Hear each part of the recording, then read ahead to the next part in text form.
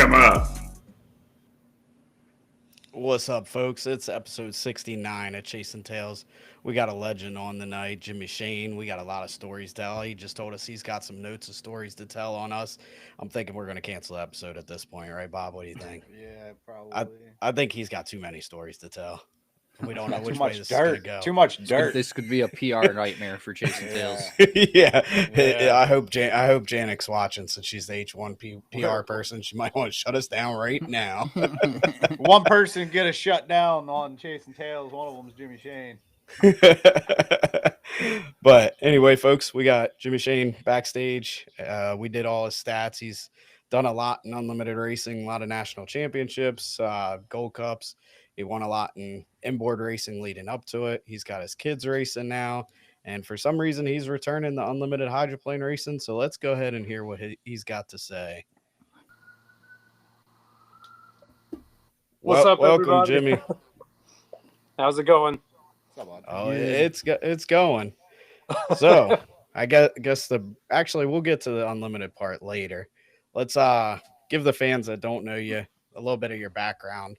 Obviously, a lot of people know you out there. You're one of the most popular unlimited drivers. I think that's been around in my generation of watching it. So, but where'd you start, and how'd you come up through the ranks to get to that unlimited rank? Sure, absolutely. I know you guys know my background and my upbringing because we raced a lot against each other back in the day. But I started, my family started racing back in 1969. My dad started racing outboard hydros, B stock hydros, way back when. And then my whole family was involved with racing. So it was basically an expectation growing up. There was no other choice. I think if I didn't want to race, I think my parents would have been okay with that. But it was really hard being in the environment that I was in growing up, just surrounded by engines, boats, going to races. And, it was an amazing family experience growing up. So I started racing when I was 8 years old. I started testing J runabouts with the old 60J stock outboard engine. And then I worked my way up through the ranks. So 1.5 liter inboard, 2.5 stock. I pretty much have driven almost every inboard class except for like the flat bottoms, super stocks and pro stocks. And I don't think I ever got to drive a GNH 7 liter. They're a little scarce these days. Yeah, skiffs. My sister and I raced a Jersey Speed skiff for 5 or 6 years together. That was a blast. That was a lot of fun. Probably the most scared I've been in a boat was in a Jersey Speed skiff, knowing that my sister was there and she didn't have any control over anything. So it was all on me as the driver. And then, worked my way up through the ranks. Eventually got to driving in Grand Prix boats. Raced on the Canadian circuit, which is now the HRL circuit, with a long gone Grand Prix boat. And that was an experience in itself. A lot of work. You guys know how much work a Grand Prix boat is. Keeping one together, putting it together is one thing. Keeping it together is something else. And you guys have done an amazing job with your program. So went to the Long Gone, and then I drove some other Grand Prix. Built a boat for Dean Rojas, the GP10, the Charger boat. Raced that for a couple years, and then really what got me set up for making that move to the Unlimiteds was racing with the Weber brothers. So Mike, Mark, and Steve Weber with their 5 liter, the My Way. That was the link, the connection that really got me where I needed to be with the Unlimiteds. Mike was team manager of the Formula Boats Unlimited team back in 2005. And just having that connection of driving their 5 liter, that's really what gave me the opportunity to step in and get a chance at that Unlimited ride. So I tested the Unlimited in Salina, Ohio. At 20 years old. I don't even think I was even old enough to officially race an Unlimited. And then I got a chance when, unfortunately, Mike Allen blew over in Detroit in 2007. I got a chance to drive the backup Formula Boats, and that's kind of how it all started. So now I'm here sitting in the old Budweiser shop, and I guess I'm getting ready to get back in and unlimited again this year. So Your kids got to be pretty excited about it.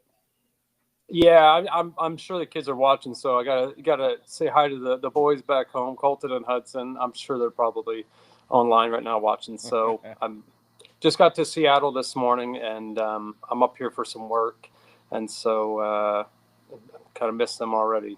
And but the boys are hot and heavy in J racing right now. So I've been that's kind of why I stepped away for a little bit from the Unlimiteds, to make sure I had availability to go to all their races and school events and support them. And we accomplished a lot in the last 3 years. So I'm sure we'll talk about that later. But the boys are back home, so in San Antonio. So hi to them.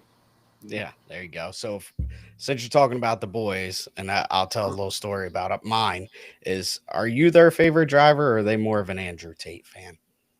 I think I would say, as far as drivers, they kind of idolize Carson Kelly right now. I'm Cool. gonna have to say that Carson is probably their idol that cool. they look up to, which was very cool this year at the Stock Alpert Nationals. My boys did very well, and so proud of them. But one of the first people to come up to Hudson after the race was Carson Kelly. And, Oh, wow. It really does show you how family oriented this sport can be and has been for years and years. Yeah, definitely. See, mine, once they heard you were coming back, I think they were more excited then than when they heard I was going to drive an Unlimited. And tonight, they're like, can we stay up and watch Jimmy Shane? I was like, dude, you can watch it tomorrow. First thing in the morning. That's funny. I'm like, how worlds change. You go from rivals to friends to rivals, and now my kids want to be your friend. I'm like, come on, man, cheer for Dad, please. That's funny. Yeah, I think my kids think their dad is pretty cool still. I would say they probably still look up to me as a driver, and that's one of the reasons why I'm back is because I straight up pulled them aside and I asked them, and I was like, all right, would you be okay if Dad went back and raced boats? And they didn't even have to think about it. They're like, yes, like we miss it. We want to go back to the Unlimited races. Like we loved it, and we would love to see you drive again. So yeah, that was a big. Now they're older that was a and can enjoy it, can kind of go around by themselves to other friends. Like you said, Carson will be at a lot of the races. Like it'll be a whole different experience for them. Absolutely. Was your plan always to come back? Like, not obviously there's never a set plan. Like, hey, I'm going to come back in 5 years. But when you stepped away, was it an intention of yours at some point to come back, or was it really just we're going to see how this unfolds and where it goes from there? Honestly, I would have, if you would have asked me last year, I would have said absolutely not. Like I wouldn't have been back. But I think that I always kept it open as an opportunity. But it was definitely the right time for me to step away when I did. And, the opportunity presented itself with really good racing equipment again. And I was like, yeah, I hesitated at first whether I wanted to do it. And once I talked to the boys and other, family members like Bianca and my parents and stuff, and they're like, go for it. And I'm like, okay, I guess we're going back racing. So here we go. That's cool. So which boat are you driving? Are you going to be back in Sharkey, or are you going to be in the one that Charlie built? Dun, dun, dun. I don't know. Man, I think we're having some internet connection issues. You might need to walk around the shop so we can see which boat's got your name on it. Here's what I can tell you, right? I can tell you this. Oh, that's about it. Exactly. Yeah, park the truck in front of all the important stuff. Mike Hansen and Taylor, they wouldn't be too pleased if I did a walk through the shop right now.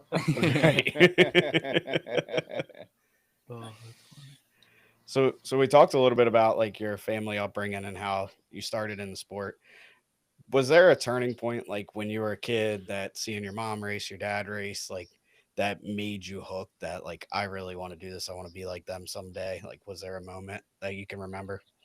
Yeah, I mean, there's definitely one moment that sticks into my head.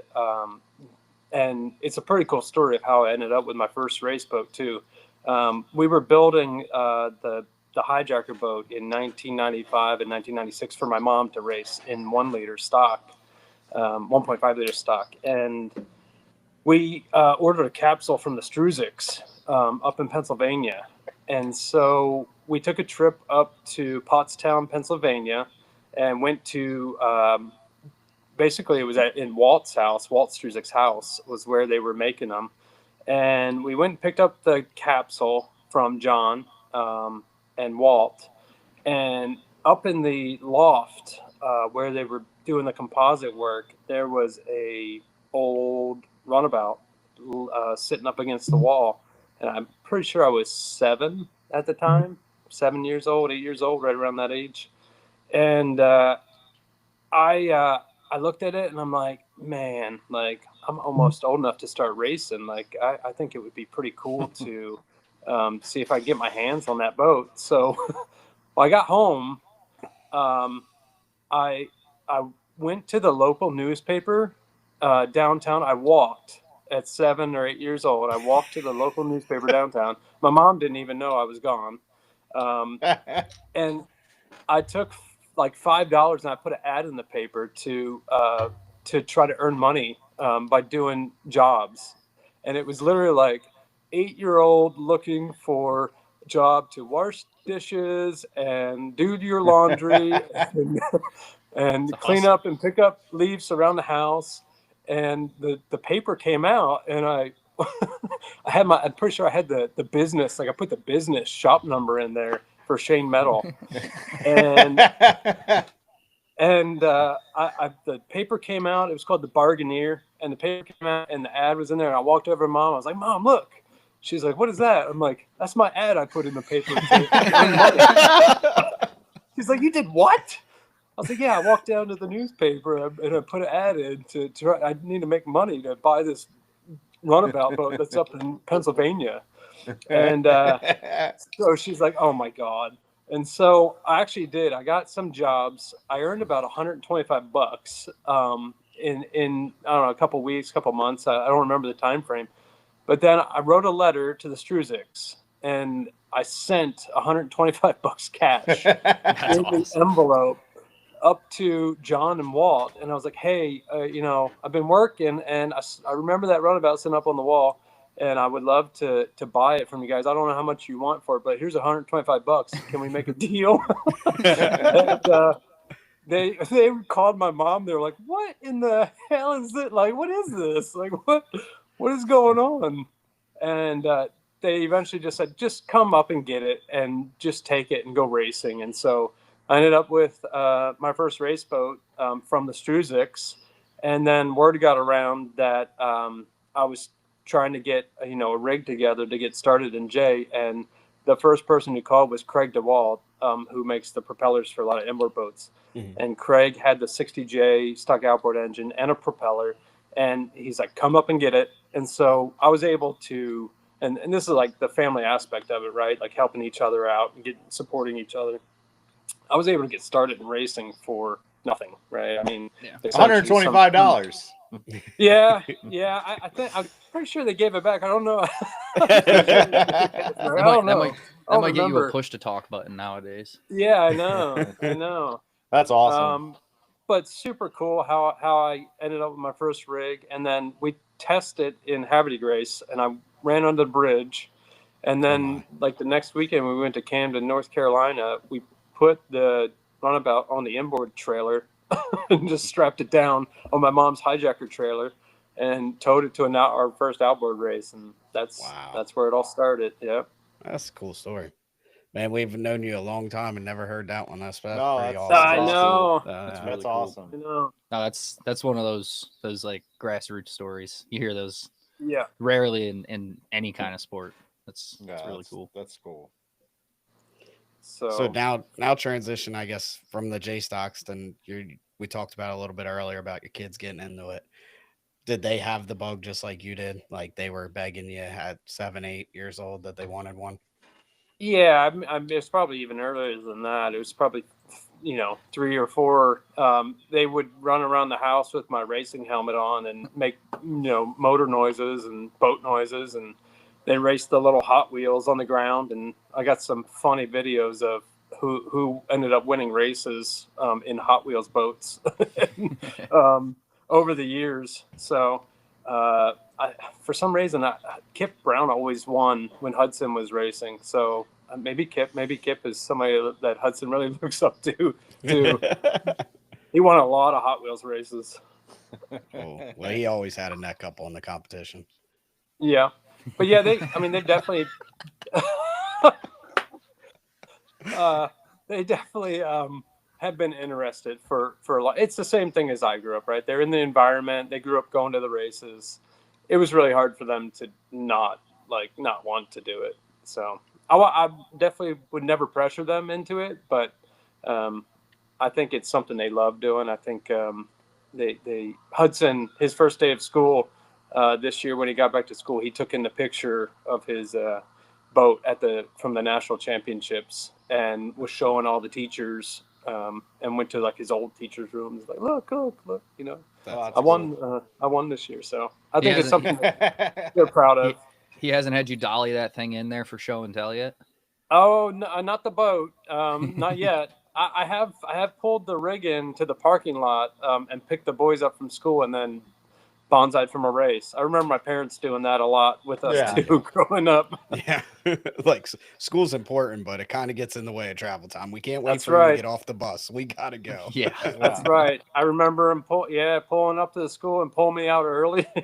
And saying, "Oh, he's got a dentist appointment," and then get in the boat and get in the motorhome and go. But yeah, with kids racing, I've kind of learned with Theo doing the go-karts and progressing. He wasn't like fast off the bat, but like seeing his joy and like getting excited that he feels he did well. I think that's been like one of the coolest things I felt in my whole racing career. Obviously, we've been successful, but like seeing your kid just enjoy it, whether it's first or last, or just feeling proud of himself. So that's the cool feeling. Absolutely. Yeah. Did your boys, did they get to play around on the hydro simulator at all prior to getting experience or get into the outboards? They did a little bit. In fact, Hudson still fires it up almost, Does he? I'd say every other day. Yeah. When he gets home and he goes out and does some timing runs and practices. And I think it actually is a really helpful tool just for awareness of where to be on the course, where the buoys are going to be and what to look for, what side of the buoys you're supposed to go on. Like it's really good for the kids just for awareness, like situational awareness. Yeah, I'm not sure how it's going to be, but I guess they're supposed to be bringing in 2.5 stocks soon. Oh, wow. So that'll be fun. It should it'll be different. Run those very, very sensitive. Yeah, run those at San Diego on the 2.5 mile course in salt water. Yeah. No, that's cool. I know the one lap race. I know with some of the 10 minutes later.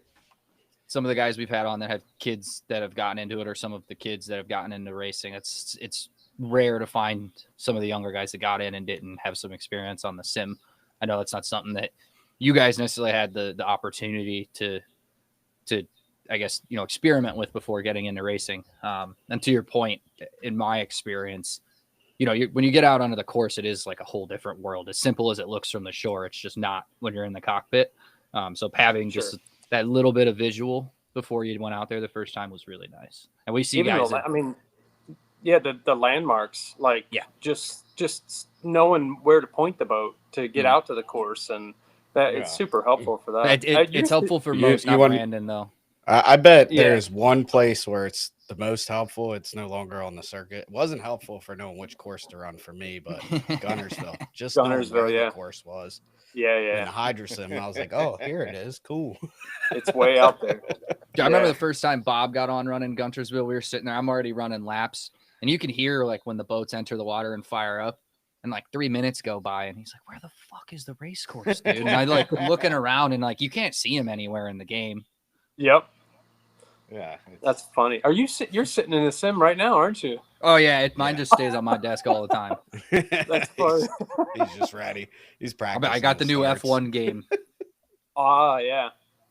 Gotta- I'm cheap. Yeah, I remember we gotta- had that league going for a while, and then Jimmy, I think, showed up and just smoked us all. I'm like, what the heck? Yeah, the F1, but the F1, yeah, like I don't know. You must have a cheat code or something, but Jesus. I was racing. Nobody Couldn't told catch- me about the like DRS and all the buttons you could press. I'm just out there just driving. Yeah, I'm too cheap though. I won't buy the new game. Like I'll wait for like 2 years to go by and then get it on Steam for like $1.99. Yeah. That's great. So we got a couple comments we'll catch up on in the on our Facebook here. So one's talking about your best race boat name ever. So where was the inspiration for It's a Floater? I knew it was going to be that one. Well, there's been a few. There were some really random ones. I remember I had the T2000 one year, and it was the Millennium Eagle, and that was a goofy name. Yeah. I don't know what I was thinking there, like just nerdy. And then there was the Ladies Man. That didn't Yep. pan out too well. No. And I remember I like named the boat like the day before the race, and I went to like Lowe's or Home Depot, and I got the street like sign like Yeah. stickers Yeah. like with the letters, and I put Ladies Man on the boat with like the block letters, and it was not That appealing works. to ladies at all. So No. Yep. Doesn't look Um, like a handyman at that point. yeah, the best one though, I'm sure somebody already knows it since they put that question in the comment though. I think the funniest and the best name and the most like accurate name was It's a Floater. Yeah. That I think was the best boat name. Yeah. And if you really want to know where that name came from, it came from when I watched the Most Extreme Challenge. You know, the Japanese like game That show. was the best. They had this game called Sinkers and Floaters. Remember that. I and so- remember that. I literally was like, oh, it's a floater. Yeah, there it is. That's the name. And then It's a floater. the very first race after I named the boat, or the second race, I blew it over backwards. Look back on. The boat, yeah, and the Yeah. boat was just sitting there bobbing, and I was like, well, at least it floats. That was Yeah. the blue one, the one that John has now, right? Yes. Yeah, I yeah. will say that was a perfect name because that's the weirdest feeling floating boat I've ever driven. Just It's sits there like it's awesome. on a cushion. I love that thing. I still love that boat. Yeah. Yeah. Yeah, I drove that one time at Rocky Fork, and I'm going down the front stretch, and it's just hovering, and I'm like, "Am I gonna flip?" I'm like, it's not yeah. doing it. It's like locked in.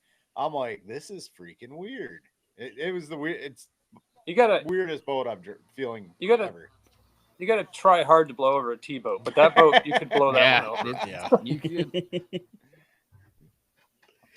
Yep. And then we got one from Cobb Bipes. He wants to know why you shot him down for driving the Miss Madison last year, but now here you are coming back.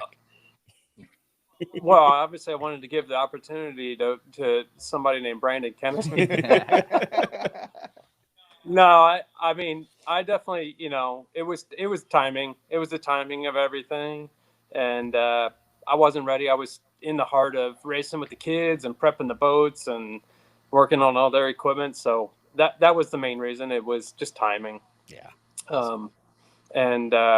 I mean, Madison will forever be in my heart, right? I mean, it's an amazing experience. You got to experience that, this past year. Like I always said, you have 14,000 of the biggest fans when you're doing good, and you've got 14,000 of the biggest, critics. Yeah. Um, That was a very nice way to put it, Jimmy. yeah. Yeah. But I mean, it's an amazing legacy. It's an amazing tradition to drive for Madison, and yeah, I'm really happy that you had your chance and your opportunity to get an unlimited, get qualified. That's a big deal. And to do it with the Madison team, it's an honor to race for that team for sure. Yeah, Wife for sure. just said you want to come back now? He can make a call. Looks like Brandon's about. Brandon, you're fired. Oh I man. think Brandon's doing an amazing job. I think you guys are going to be in good shape. So Yeah, it's definitely a cool community to race for. I think it fit, like you said, timing is everything with certain things, and I think this one fit where I'm at in my career and yeah, what I want to do, and it's just enjoying more of the journey than just getting put in like equipment like you're going to be in, and like, hey, you go win or you go home. Like, so this one's a little more fun for me. But now that you talked about the Madison people, I hear you'd like to have a good time down at the Snake Pit. I don't. What's the snake pit? Let's talk about that time you had a good time after the races, and then you missed your flight the next day. Yeah. I thought I was retired for good. Like, I'm done. Yeah. Madison is a fun town on hydroplane racing weekend. So I blame that one on the Luptons. 100% on the Luptons. Yeah, you can't keep up with them, but It's seeming like a trend. But there's. I mean, obviously, I know what the Snake Pit is. I know Bart Leiter and the whole crew down there. It's been amazing to have them as a family since I started racing the unlimited boats, and it is definitely an experience in Madison to hang out with those people, and you see how engaged they are in racing.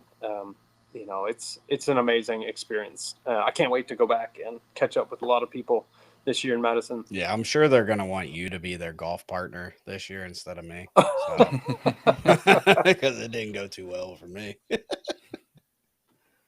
Well, that was fun though. So the next comment, and then we'll get to some other things, was you're in Texas, and on this podcast we talk about Texas tri-halls a lot. You ever gonna get in one? Absolutely not a chance. Dude, they look Man, you so did a badass. skiff. They look Come way on, more in it control than a would be skiff. way more than a a skiff. chance. We went to the last F1 race of the year down in Highlands, Texas, near Houston, and Colton got to test one of the new GT15 boats, the V bottom boats, which are super cool. And we stayed for the day and watched all the races, and I would never set foot in a tri-hall boat. It is extraordinary to watch. If I was 20 years younger with no kids, 100% I would jump in that thing. But those things are wild. And I think the drivers driving them are even more wild than the boats are. Yeah. We say they need to be like up in HRL for like when there's wind delays. Oh my God. You just draw out of a hat who gets to go out there and get like 10 of them out there. 100%. Yeah. You can literally just have them sitting on the dock ready to go, or on the beach, like just have them on the beach just sitting there, and they will just jump in their boats, and it would be the perfect like intermission show at any racing event. Yeah. Madison needs to bring the Texas tri-halls. That's all. And all Kyle there is Bipes to needs it. to drive one. Yeah. Yeah, gotta Put get his it. money Might where be his out of mouth is. Texas tri-halls at the end of it. With my track record in skiffs, I might not get in a trial. Yeah, you're not allowed, Brandon. We might have to that might be the fourth APBA rule proposal this year. Is you're just not allowed in tri-halls specifically. Tri-halls and skiffs cannot get in. Cannot be in them. I think Need my training. You want wheels. to know how I knew that I was never going to get set foot in a tri-hall? I went and looked at one of the boats, and I saw the diameter and the size of the roll cage, and I was like, "Oh my God, there's a reason why it's this big." Like, nope. Yeah, it's definitely taking impact. Nope. Yeah, not happening. Oh man.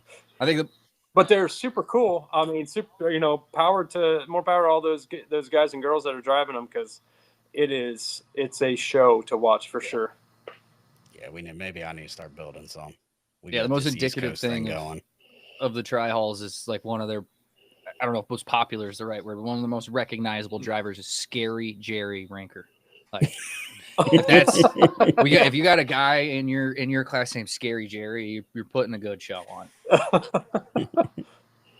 K-Dub says she can make it happen, that they're the best to watch. So No, not happening.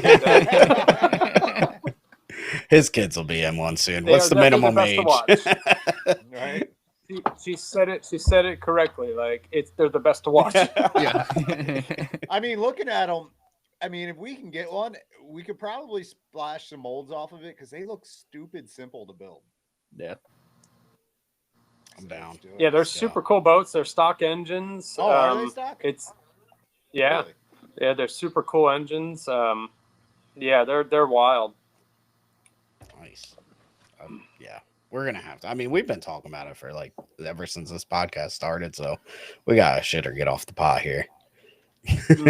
But talking about the engines, back to the J stocks, and then I'll let Bobby take his next thought. Is you, I think, were one of the first ones to do that Tohatsu motor, and now HRL's kind of taken on that path. What kind of led you to that, and obviously, what are the benefits to that versus the old school one they've been running? Sure. Yeah. I mean, the timing worked out great with my kids, and the junior class committee approved a 4-stroke engine, and it's literally a stock 4-stroke engine that you can go to Bass Pro Shop, Outdoor World, anywhere like that. You can order it online and have it shipped to your door, and you can take this engine and pull it out of the box, take the tiller handle off, and bolt it on the boat, bolt your steering bars on, and hook your throttle up, and you can go race. And that's what was so intriguing to me, is that it's literally the definition of stock outboard racing. It still has the fishing lower unit on it, like it's big, bulky lower unit. But that motor, we've been running it for 2 years now. I have not touched one single thing. Like I have not. Oh my God! I just got a text from my Colton's definitely watching. He says it looks like you need to poop, Dad.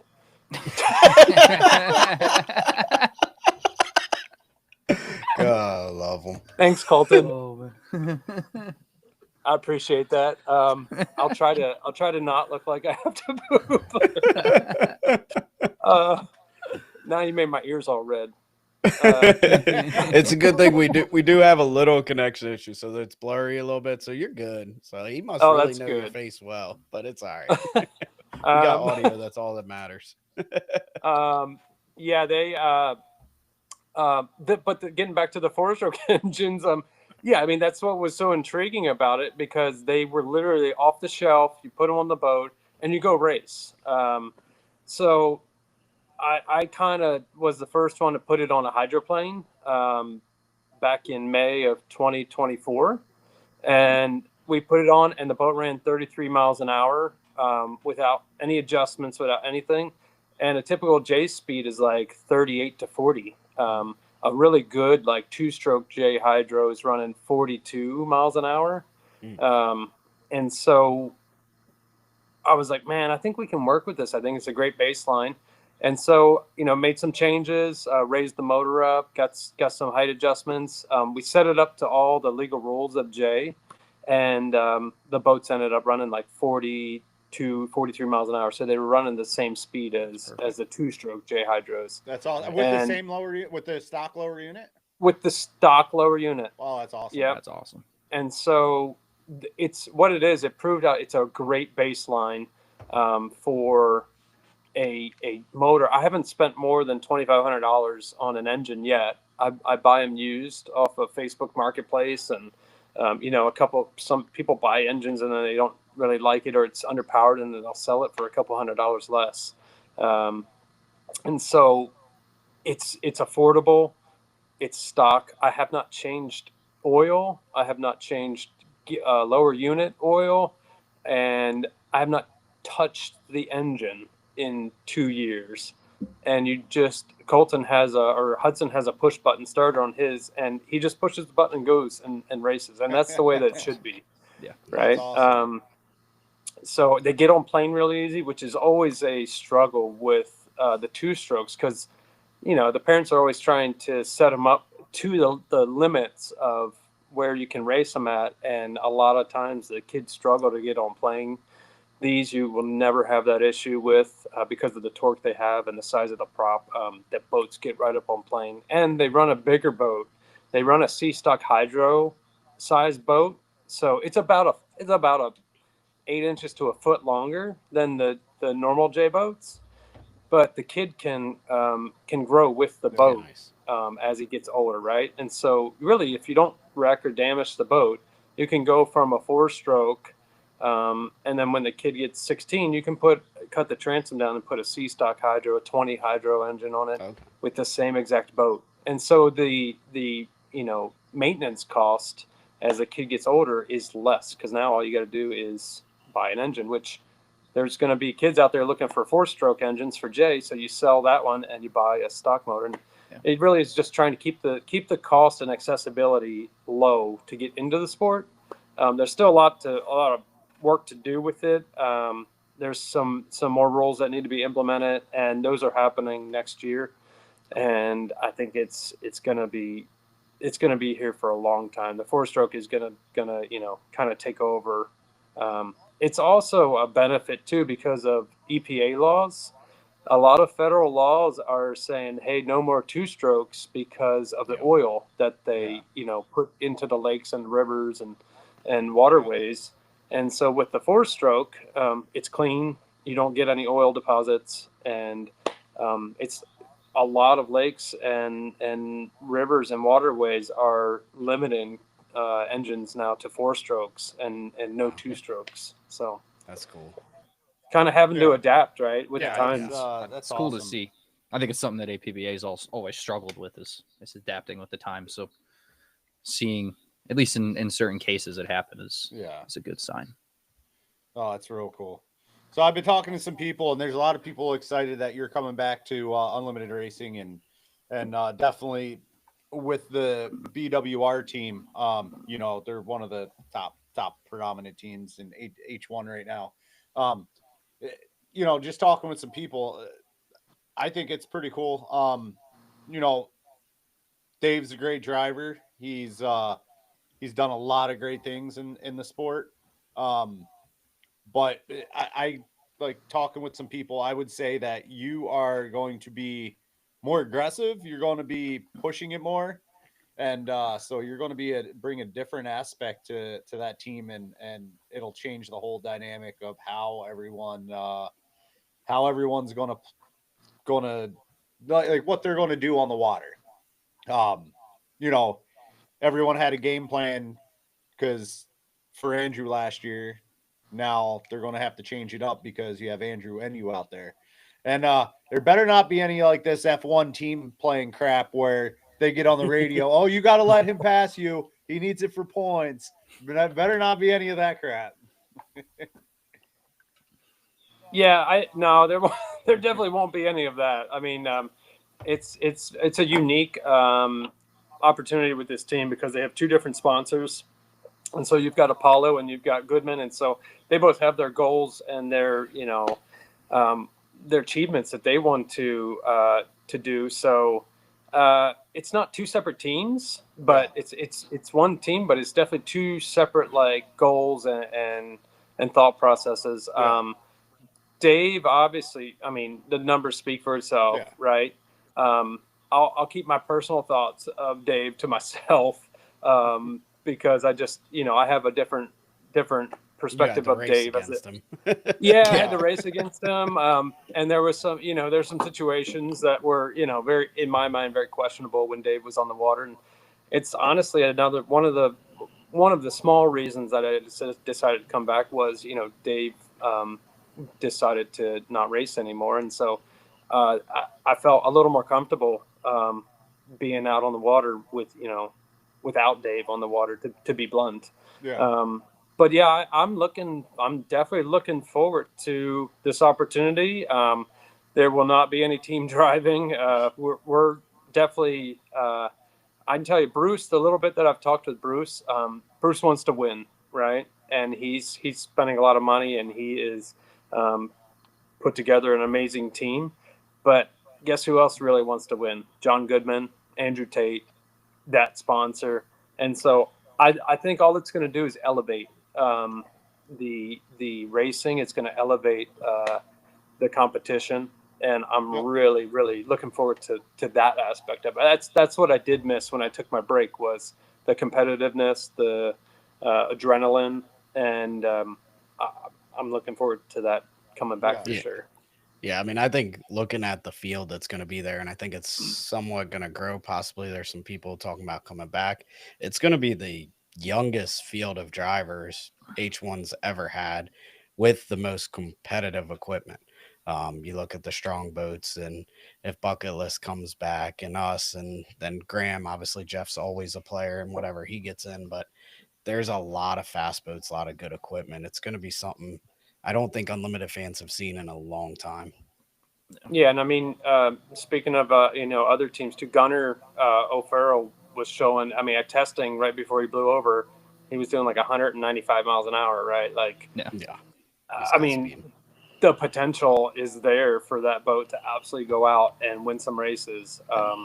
And so I agree with you. I think the competition is going to be amazing. I think the sport still has a lot of room to build and to grow. And to learn from its past lessons. I think that's probably the biggest step that H1 could take, is to, really, really learn from the lessons of the past. As I was talking about with the 4-stroke engines, you have to adapt or die. And so I think now is the time where maybe I can help with some of that feedback towards the sport too, is, H1 is great. H1 puts on a good show, but it could be a lot better. The marketing of our sport could use a hand and could use help. You look at what like E1 racing is doing. When you compare the actual racing to the racing that H1 does, like they're night and day. But then you look at what E1 has been able to do with their marketing aspect of it. And it's amazing, like how they've grown and the owners that they have. And they really looked at the marketing side of things and said, hey, we need to start there. And then we can build everything else around when the money comes in. Yeah, exactly. And I think H1, really needs to take a look at that model. And because it's working. I mean, they have people, they have big name people in the sport. And it's room for growth, right? I think it's room for growth. The other thing too is that H1, it has a long storied tradition, right? It has the legacy, but when you have to adapt with the times, it's not 1950s and 1960s anymore, where it's the only show in town. Yeah, there is tons of stuff going on, and you need to look more at H1 racing as a subsidiary during a race weekend. And Madison, I think, has done a really good job of this. They bring in concerts, right? They bring in big name shows, and they tie it in with the racing. There's a reason why the Indy 500 is the biggest attended race in the world, and it's not because of just the Indy 500 racing. It's because they have massive concerts in the infield every single night with big name people, and that is why you see 400,000 people attending the Indy 500. It's not just for the racing aspect. It's for they can bring the whole family and go to concerts. And I think length of time needs to be looked at in the sport. Like, we really need to compact the show down to 4 or 5 hours, 6 hours max. Because I don't want to go to like a San Antonio Spurs game for 6 hours. H1 hits the water. I almost didn't get in this thing because they hit the water too early for me. Like, you guys used to test. You don't want to start Detroit, testing at right 8 behind my o'clock motorhome and wake 6? me up every morning. Well, I think I think there's a balance to it. Like, you definitely need time on the water, but when it comes to the show aspect of it, it has to be more like what HRL does. It has to be more like what E1 does. Like, There has to be a slot, a window, and you have to make it work. Like it is part of the show, and people will come for 4 hours. People will come for 5 hours to see that show. The diehards are going to come all day long. You're not going to lose those people anyway. But how do we get new people to come in? And I think that's a big part of it. I agree with that. Through getting the Gold Cup coming back to Madison, one thing got brought up from some old fan that knows obviously all the history of it and was like, we have the oldest trophy in motorsports that no one knows about. And I was like, that right there is the biggest problem we have. It is, you have that name title to this big trophy, our crown jewel, and we don't have the full promotions. We'll do a little bit before the Gold Cup, the drivers talking about what it'll mean to win the Gold Cup and this, but it needs to be promoted all year long. You need to try to get on some of these TV stations to talk about it, like just to build that buzz around it. So if we're failing on our crown jewel, we need to start looking at, all right, how can we improve this? Yeah. I think, or go ahead, Jimmy. Oh, I was going to say too, like, we need to market the drivers too. Like that's a big thing. Make them, marketable, but you have to be trained to do that as well. Like it's not just something that everybody can do. Yeah. I'll show you guys. Let me show you guys one thing. I got something special for you for this show. I told you I had a couple of special things. So when I decided to come back to racing, one of the first things I did was I knew I wasn't going to fit back in my suit, my driving suit. So I started immediately the first day I started working out. So I want to show you guys some of the results. You guys ready? Oh, Jesus. Am I buffering or can you see me clearly? We can see pretty clear. Clear enough for what's about to happen. Dun, dun, dun. Okay, here we go. I'm going to show you the results from working out. Did you just freeze? It should come back in a sec. It'll come back. He's gone. He's grabbing something. Is he about to put on one of those buff suits? Yeah, he is. Yeah. Oh, man. Jimmy's so strong now. It paused on a 6-pack. Or is that an 8-pack? I can't tell. I can't count that high. It looks so different when you don't have the abs in the frame.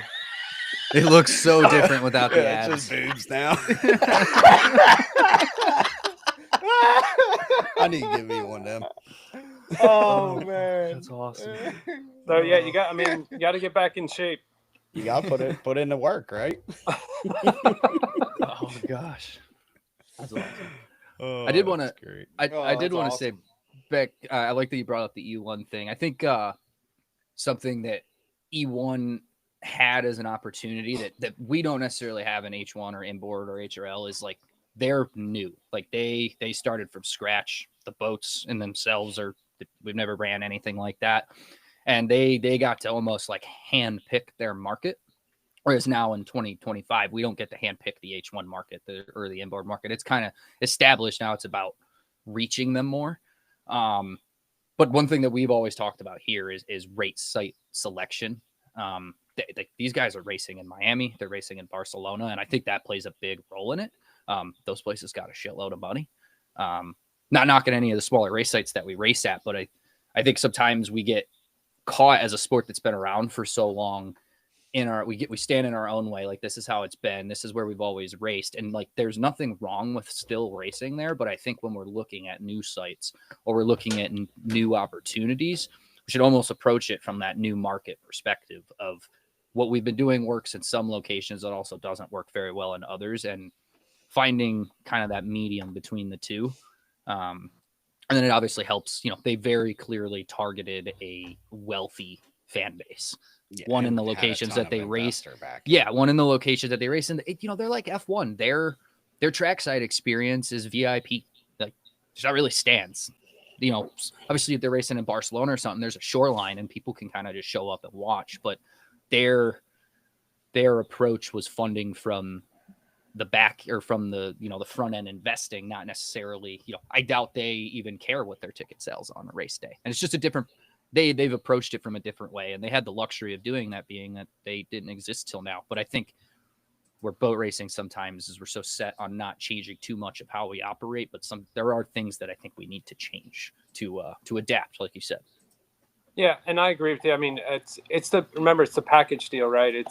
They also designed the boats to be able to run in really rough water, so that the races don't get blown out, and they have boats on the water, and so yeah, it's a package deal, and I think that's something that H1 can look at a lot more about consolidating the show, bringing in more events to support our racing, to just bring more heads to those sites.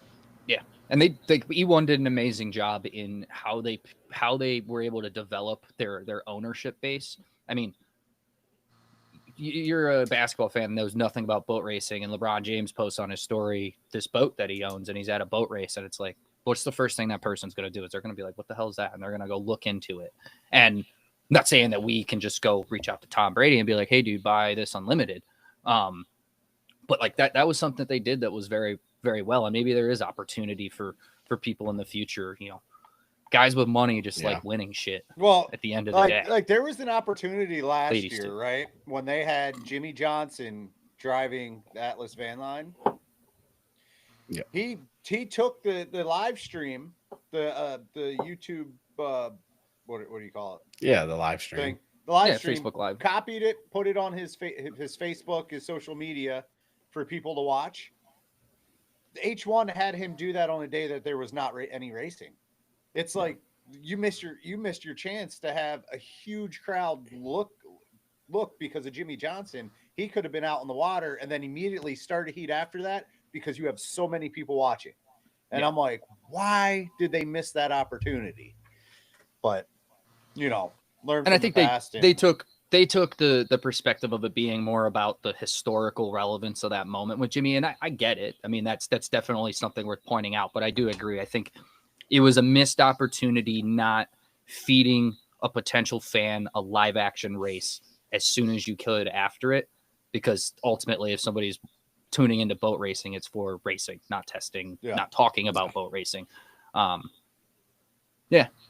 rather have Jimmy Shane in a boat than Jimmy Johnson anyway. That's right. No, it was cool to watch for sure. Yeah. I think you see it in NASCAR, for example, like the new age driver, they all have these massive followings naturally. It's all a lot of them social first. I mean, that's I think Jimmy stated it earlier how we're missing the boat on that. Like you got to be driver trained, PR trained, all that stuff. And Jimmy, I know you had a big Facebook page back when you were driving, and I'm sure you're going to have it again. But some of the biggest names in our sport don't promote at all. And that's bad. I think you need that connection with the fans. You need to show them you're having fun with your kids, or you're out to dinner at such and such restaurant. Like you need them to feel like they're with you, they're your friend, that kind of thing to grow what you want to grow. Yeah. I mean, on the most extreme levels, you see F1 and Drive to Survive. Each one of those drivers has this person that follows them around and basically tells them what not to say at all times.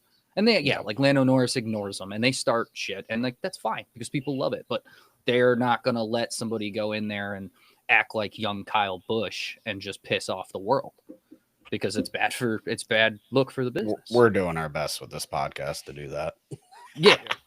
Hey, there's room for it. Like take Hostovar, for example. That dude's hated by about the entire pits. Yet he is arguably, from a follower perspective, the most followed, the most popular racer in the sport. Hey, and I think guys like mullets, guys like him, like you know what? If we don't have Cletus McFarland at an H1 event in the next 2 years, we failed. We might as well just shut this shit down. Like guys like that, we have got to get them here, and just check it out, because the following, they post one video, that's a million new potential fans. Obviously, you're not going to convert 1 million people, but you can convert 200. That's pretty damn good. Yeah, all in percentages.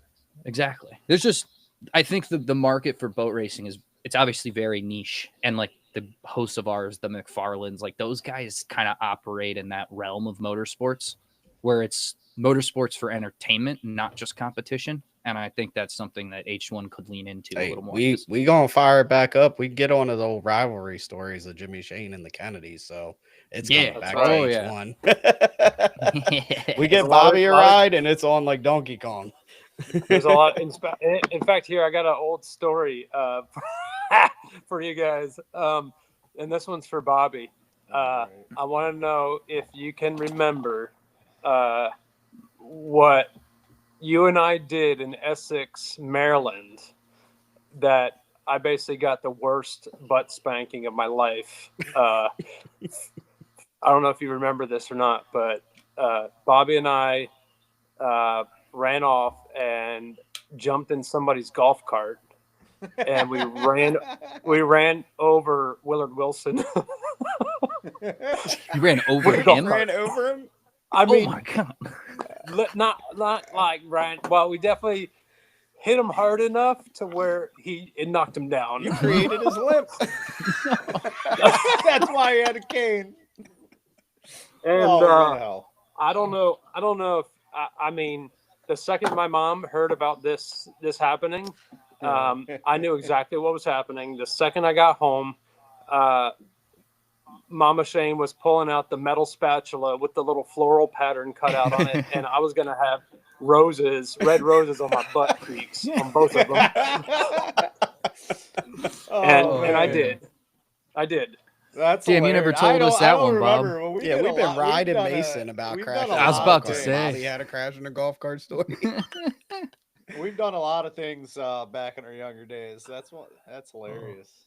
We used to fight over girls. Fight Yeah, over I girls. was gonna bring up Valleyfield and how Bobby got fired after you two had a scuffle over a girl. We used I to, had to fire him from the T-boat. you know, Yeah.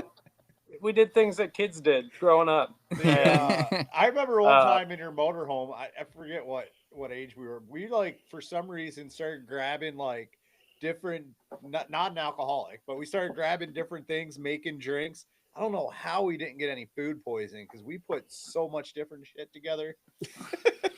We did some weird stuff. My kids do that now. They go.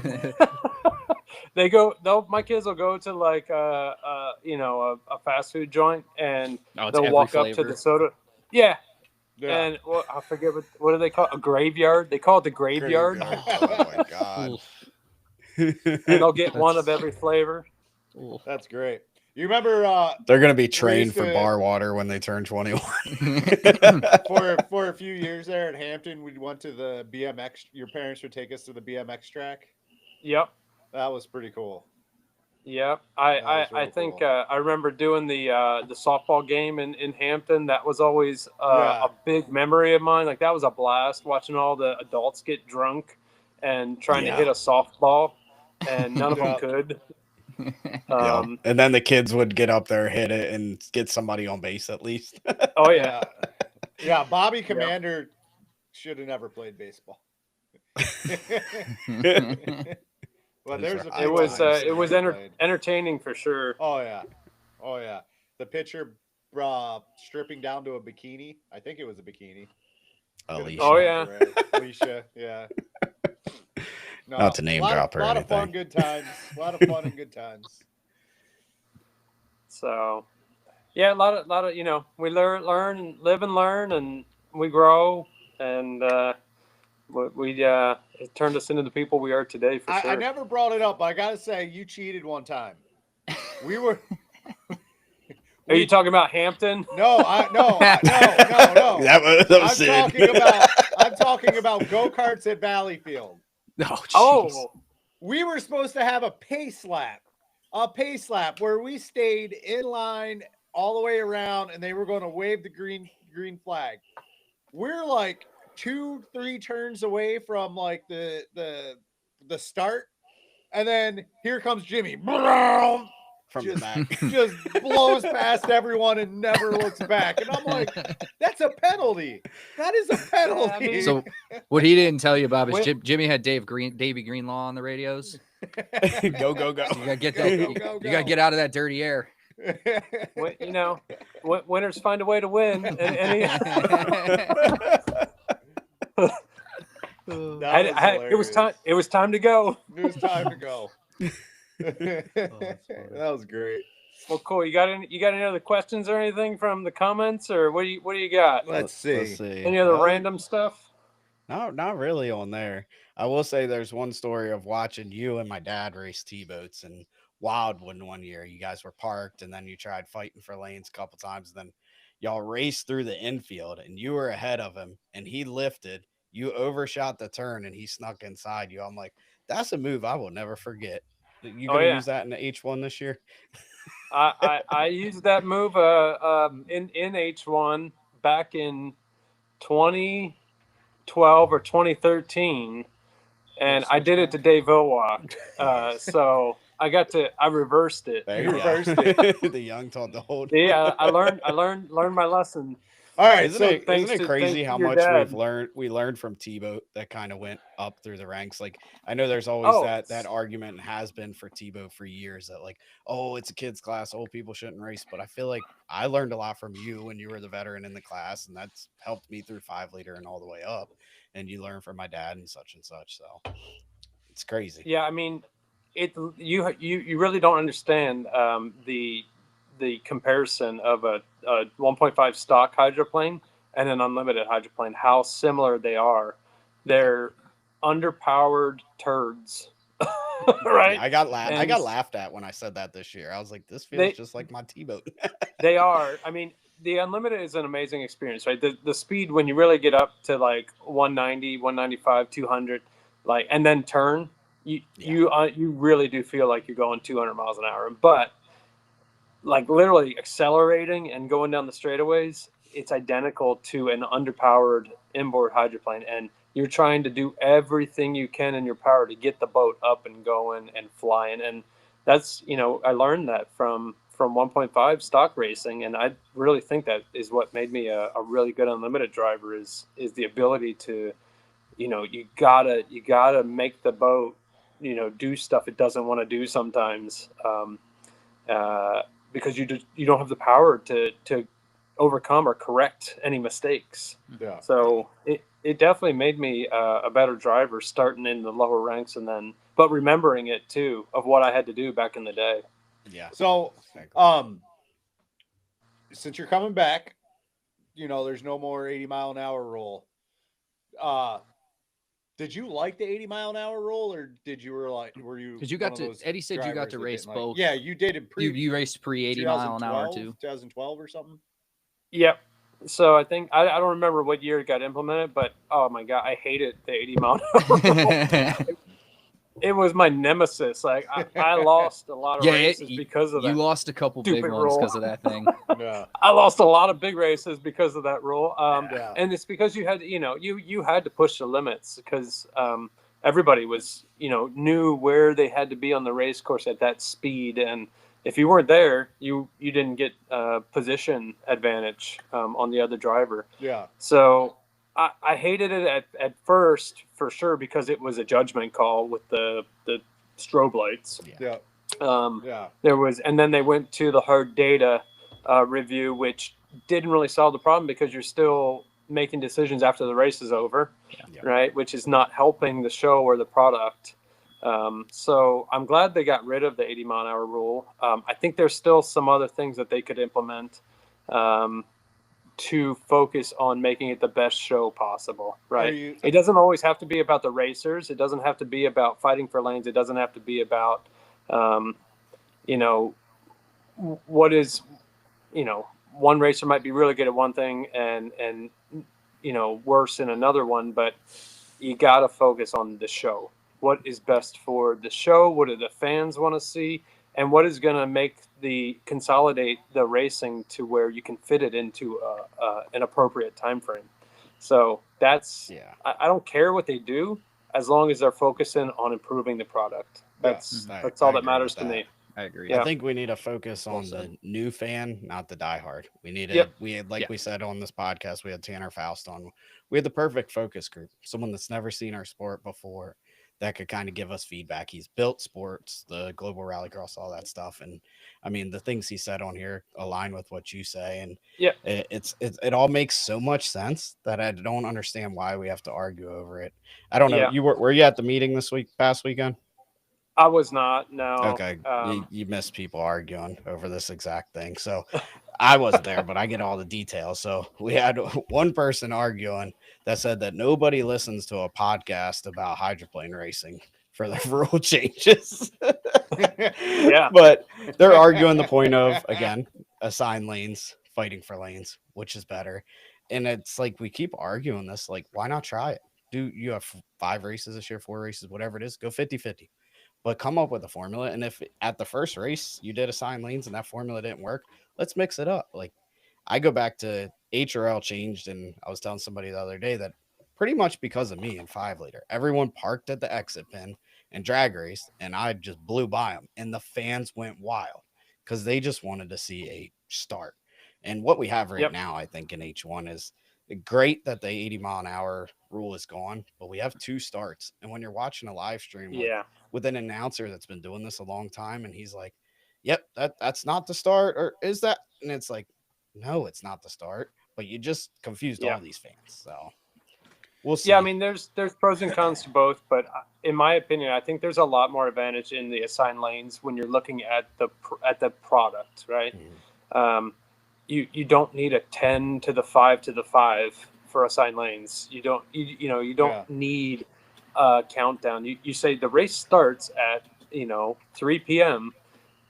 You better have your boat in the water in time. We're going with a 5-minute gun, and you go and right there, you just took an hour and a half out of the timeline by not having a 10-minute gun and waiting for boats to get craned in the water.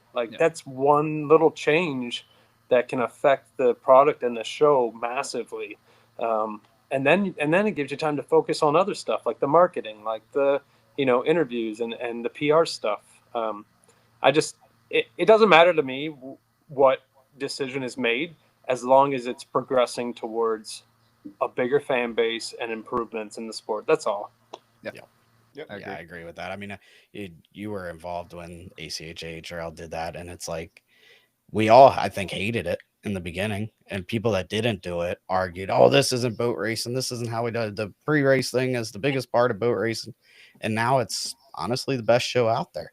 And it's not always the inside lane guy. And I mean, there's even stuff they could do. Maybe you do at the beginning of the weekend, you pull out of a hat, hey, when we get to the final, lanes 1 through 3 are going to swap.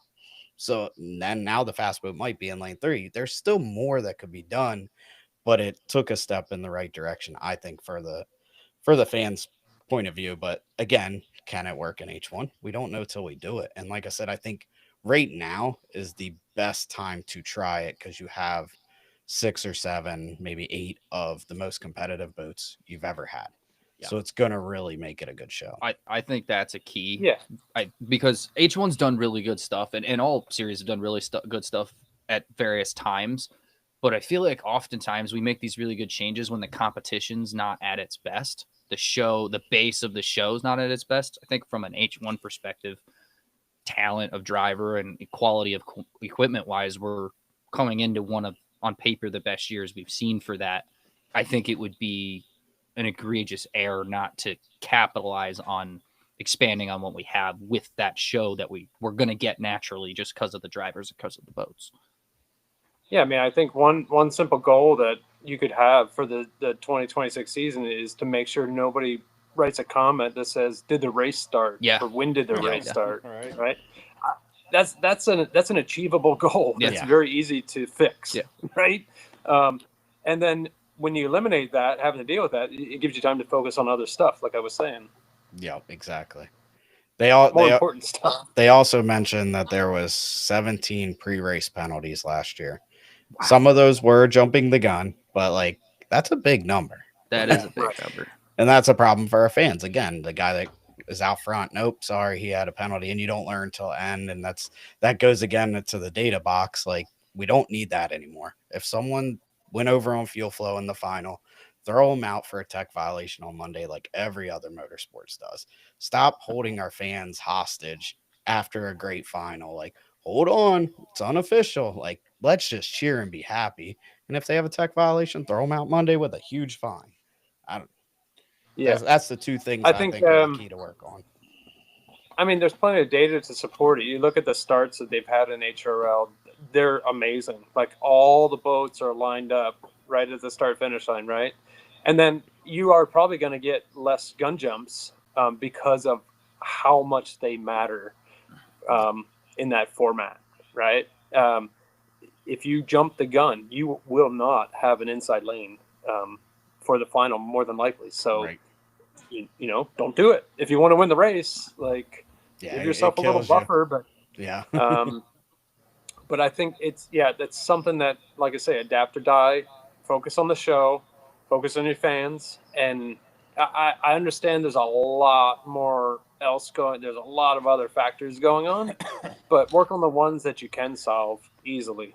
And that's a pretty easy one. Like the fans know when the race starts. So Eddie Definitely. Canfouche just commented. He said the H1 ran assigned lanes 2009, 2010. In 09, the championship came down to the last weekend for the top 4 boats. The top 3 all had a shot going into the final. Stephen David won the title when Vilwalk had a motor start to die when only a couple laps left. In 2010, the battle quite wasn't as close, but still tight.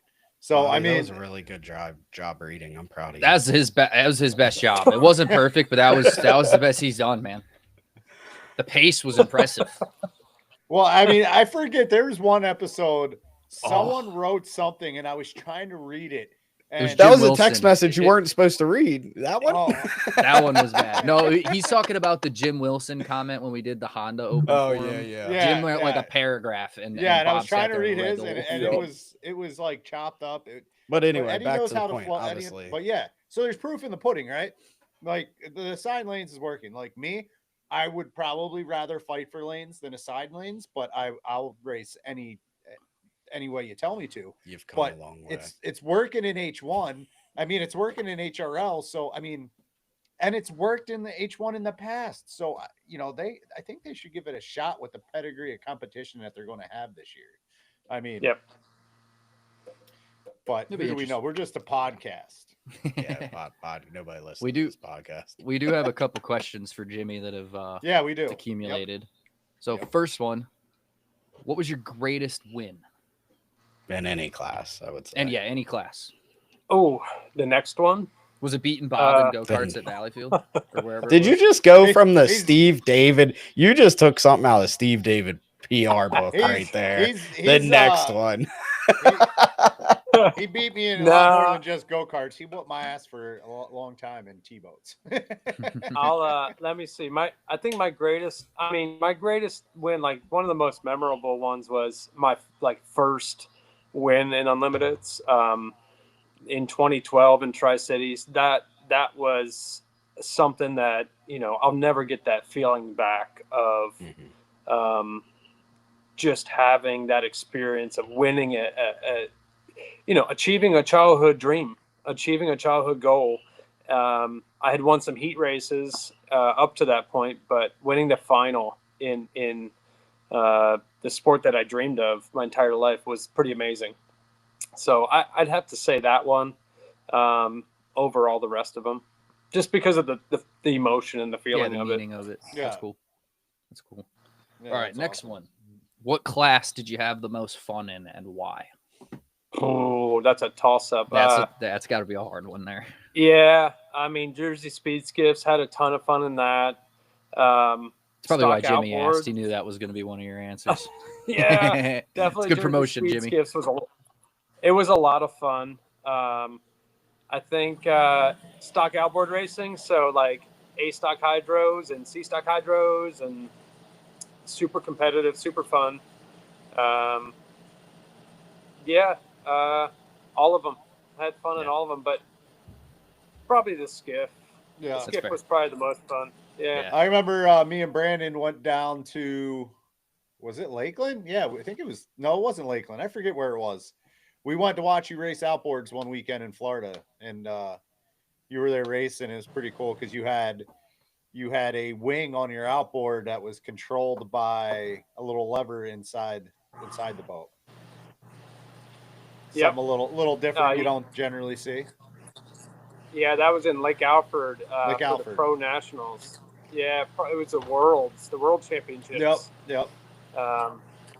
And so I brought a boat down there that I built that was pretty unique. And it was funny. I saw all the European guys and Chinese guys coming over, and they're like, "Oh, that thing moves," and I'm like, "Yeah, it moves." Like, it was pretty cool to build that boat. Yeah, That's cool.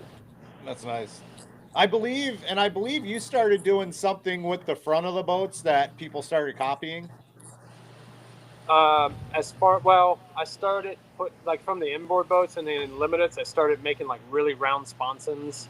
Yeah. On the outboard boats, that was a big thing. I'm still working on some of that stuff now. So the boys get some of that advantage of learning from over the years. That's cool. That's awesome. All right, we got 3 more. So first one, what are your goals for this upcoming season? I would say my goals are first and foremost to keep all the equipment in one piece. That's kind of really, people don't understand how important that is in H1 in the Unlimiteds. Is you got to finish first to get points and to accomplish your goals. So keep everything in one piece. As you know, you can never predict everything, and you can never prevent everything, but making sure I protect the equipment is first and foremost. Number 2 is I would love to win another race. I think that's an achievable goal this year with some of the equipment that I'm running and I'm comfortable with. It's amazing to be back with pretty much the same crew. There's a hint. Yeah, so- I picked up on that one. Yeah, it's pretty cool to be in this equipment again. And then number 3, improve the sport as much as possible, and with the feedback that I can provide, and trying to just prove that there's more to it than just the racing aspect of it. So grow, just grow. Yeah. Sounds like you'll be a part of the Chasing Tails mission club here. Hey, what we will tell you, we are out of Buoy Hunter shirts, so don't go try and get one. We're out. It might fit over that outfit he had, a 4X. Yeah, I know. Yeah, we do. We actually do have a 4X still lying around, but Yeah, when we came out with the Buoy Hunter shirts, it just seemed like it's everyone like went out and 36 did a buoys buoy. hitting HRL alone that year. It was ridiculous. Like we were in Valleyfield and people just were walking up like, I hit a buoy. It's like, guys, this isn't like an award. Like It's you're not a good thing. supposed to go hit buoys. This was supposed to be embarrassing. Maybe got the if they toilet bowl thing, too. maybe if they wrap the buoys with this, Yeah. it'll be a little more exciting for everybody. Well, That's awesome. well, Madison was the first time. Austin's not on the show tonight, but it was the first time he's ever been away from the buoy because that exit pin there would Dude, that thing swallow was the so 2.5. So big. All right. So Ronnie, our owner, he asked, "Does Jimmy?" And you kind of already answered this one, but I guess like if you were just to have a preference of one or the other, does Jimmy like assigned lanes? And how do you feel about GPs running with H1? I think he said high, but I think he meant H1. That's what you got. Yeah, I think it. Like I said, the starts don't matter to me. I'm gonna do whatever the sport decides to do, but I don't have a preference. I've done both. I've done more racing and fighting for lanes, and I think I actually have, enough experience and confidence with that to where I would probably prefer to do that, like fight for lanes and race, because I think I've shown I've been able to excel at that pretty well. Yeah. So, but if I really had to pick, I mean, I would love to try the assigned lanes just to get the data, Yeah. see how it goes, get the data. If it improves the sport as a whole, I'm all for it, 100%. And as far as GPs racing with H1, it's the same thing, right? It's a package. So it's how you present them, it's how you package it, and it's coming with, is it a benefit for the show? Most places it is going to be a benefit for the show, and I think that was proven keeping them running, that's the important thing Mm. for the show. Gotta have, it's all about your product. Your product should be your number one goal, is to improve your product. And I think the GPs do that. I think they're a great asset to the show. So yeah, I'm all for that, but everybody needs to get their act together and to make a good product, so that we can market it and grow it. And I think an opportunity that GPs, actually visually running with H-Run, running at the same sites provides, and Brandon's probably the best example of this right now, is the progression aspect. I think for a long time, like even some diehard H1 fans, they have no idea where you guys come from. Like They have no. I mean, we've had guys that have never raced and just, well, let's be honest. Like how do you, to a random person that's just now tuning into H1, what are they going to assume? Like, how did you get to driving a turbine powered boat that goes 200 plus miles an hour if they let it go? Yep. The first time they heard Jimmy say "Warsh," they were like, "Where the hell does this guy come from?" No, Madison was like, he's right at home. But I just think, and when you pair the GPs with H1, obviously in most, I don't even think you say in most cases, but there is that step up. It gives you an opportunity to then branch down into the other classes, and not necessarily like take over promoting the other classes, but it gives direct visibility to them without branching away from the story H1's trying to tell. This driver, it will take Brandon as an example, has been racing GP for a decade, came from 2.5, 1 liter. And I think there's just, you talked about it in the beginning, personal, humanizing the sport. We got a lot of times people are cheering for boats that half the time they don't even know who the hell the person is driving. They might not even be able to tell you their name. And I think that's one of the ways to do it, is the progression. Yeah, I agree with that. And that's the package that I'm kind of talking about. Mm-hmm. Like you have to look at it as a big picture item, and what is best for the sport, right? So you Formula One, you see the kids start in go-karts, progress up, and then at a very young age they're in Formula 2, and then they're in Formula 1, right? It happens quick. Mm-hmm. We don't have as much of an advantage because we have less places to race. We have less. We're relying on water conditions in a lot of areas, so you gotta find stuff that fits the bill. The Tri-Hulls is a great addition because they can race in really rough water. Mm-hmm. If the Unlimiteds can run in really rough water too, but the smaller boats have a hard time doing that. So when you build a product that you can, build a show around, that benefits everybody. Yeah. Yep. And then the last one we got right now, how special was it for you to redo Stu's vintage hydro for him?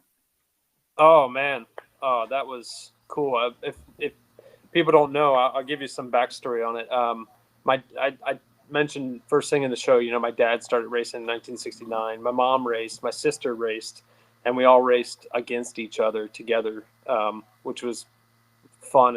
We didn't have family dinners. We were just eating whenever we could. But for me, when I was growing up, I would go and look at the old newspapers that my dad kept, and I would see the hijacker, wins in Pennsylvania, or the hijacker wins in Ohio, and I see my dad's face on there. My dad was an idol for sure growing up. Yeah. So my dad raced in the 145 hydro class back in the day with the Ford Pinto engine, and he did very well. He was very successful. He won 7 consecutive national championships from 1976 through 1983. And 1983 was the year my sister was born, so maybe there's some coincidence why the national championship stopped. Kids, it's life. It happens. Yeah. So I grew up with this, legendary aspect of, man, my dad did all these really cool things. And so I decided he had been talking for years and years and years. My mom and dad had been talking about restoring the old hijacker boat, and he actually raced it in Valleyfield in 2002. Was the last time that he raced it in the T class. Wow. It had the big goofy cage Big on goofy it. cell. Yeah. Oh yeah. Well, yeah. It was a goofy setup, but that was the first one of the first hijacker boats that he had. Wow. And so it sat in the garage for years and years and years. And finally, I decided he had his 70th birthday was coming up. It was like 3 years ago. And so I decided to fly to Maryland secretly, and I ripped the entire boat apart. I had some people come in to help me, John Runny and my brother-in-law, Adam Allen, helped. A couple of the guys that were working at the shop, Alan Burdett, helped. And I was able to fix my dad's boat up. Took every single piece of hardware off of it, stripped it completely down, fixed anything that needed to be repaired, put it all back together, taped it off, primered it, painted it, clear coated it, and put it back on the trailer in 5 days. That's awesome. And it was working basically around the clock. It was 20 to 22 hour days to do this project. But it was the coolest thing ever. I was able to present him with his restored race boat on his 70th birthday in front of all of our family. And so he awesome. and my mom, it's been very rewarding so far because they've gone and took it to the races like back in the old day, just the two of them. They'll just pack it up, put the props in the trailer, go to the gas station, fill up a couple gas cans, and they'll go hit a couple vintage races a year, just like when they were 20 years old. And they take it and they go run the boat, and it's amazing to see that thing back out on the water and running, and it is still stupid fast. Like, he ran with a couple 6 liters at one of the races, and he like blew by him. Like, it's crazy. That's awesome. He said he hit 95 miles an hour in that thing, and I'm like, Oh my gosh. Wow. like, that's fast. That's cool. That's really Dang, it could be That's illegal 2.5 mile at this point. It's fast. You step up. Yeah. So That's yeah, awesome. I mean, super rewarding to see it finish. I knew my parents, they're working until the day they die, probably. Like, they're like us. They're fabricators. They live to work and accomplish things and build things. So I knew they were never going to do it, and I just had to like make the time to go do it. So That's awesome. that's really cool. That's cool. That's neat. So I guess that brings into another question I had. Was there anything when you first started or your career started to take off, any one key advice like your dad gave you that kind of stayed with you through your career? Oh, I don't. I mean, I don't think I could really pinpoint it down to one thing. I think it was the whole aspect of growing up in the shop, seeing the hard work, the blood, sweat, and tears, the effort, the time, like swapping out rocker arms and measuring cam lift to see, if you can get the best setup possible, and then to see all those little details and all that hard work add up into the success on the water. That's probably the biggest thing I took from my upbringing was hard work really does pay off, right? I mean, they say, proper preparation, create success. And I truly believe that. That's one of the things that my parents instilled in me at a very early age. Like, if you want to do something and you want to accomplish goals, like, you got to work for it. That was a big thing I took from my upbringing. We didn't really go on like family vacations. Like, we did a couple Boat racing. family vacations. We would go boat racing, but man, our like family trips were going to the junkyard and ripping Toyota Corolla engines out of cars with like, the torch, cutting the frames out of the cars and like taking 3 or 4 engines back and tearing them apart. That Oh my was gosh. that was our family vacation. That was family time. Yeah. And I wouldn't change it for the world. Like, it was the greatest thing ever. I learned so much growing up because of that. That's cool. That's really cool. I think that story right there, that whole story is like the epitome of what we need to get out to the world for our Yeah, sport. the only thing Jimmy missed in that whole rebuild of the boat is a camera person. You can't be preaching that we need to promote the sport. You didn't promote that. You could have been like Cletus with your washing and all that stuff. I mean, you would be famous right now. I think I liked it a lot because it had orange paint on the boat. Yeah, there you go. That it's that pirate color, orange. Yeah. Yeah. And So I I'm will not the say, only one I that think- says orange. Yeah, I don't know where you got it. You obviously got it from him hanging out down there in Havre de Grace. We grew up together, so How do you, Yeah. Jimmy? How do you say Guntersville? Gunnersville. He's got Hey, it. he gets it right. Bobby calls it Gunther. Gunners? He puts a TH Yeah. on it. Gunner. Mine's probably more like Gunnersville. Yeah, almost just take the T out of it. Yeah. Yeah. I will say that you guys having that vintage boat, say up in Valleyfield, that might have been your best time up in Valleyfield since Oh, Liddy yeah. Coats took you to that club. Oh God.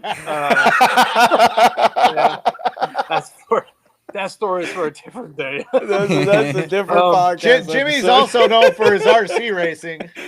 Yeah. That story is one for when I write the book. Yeah, that one's gonna. Yeah. That's in the tell-all. That one will be in the book. I got to save that one for the book. Oh, man. But definitely, that was a blast to see. Yeah, the hijacker run in Valleyfield. I hope we get invited back again. I mean, we had such a great time up there, and I think my parents did too. So, yeah, hope we get a chance to take the boat back there again.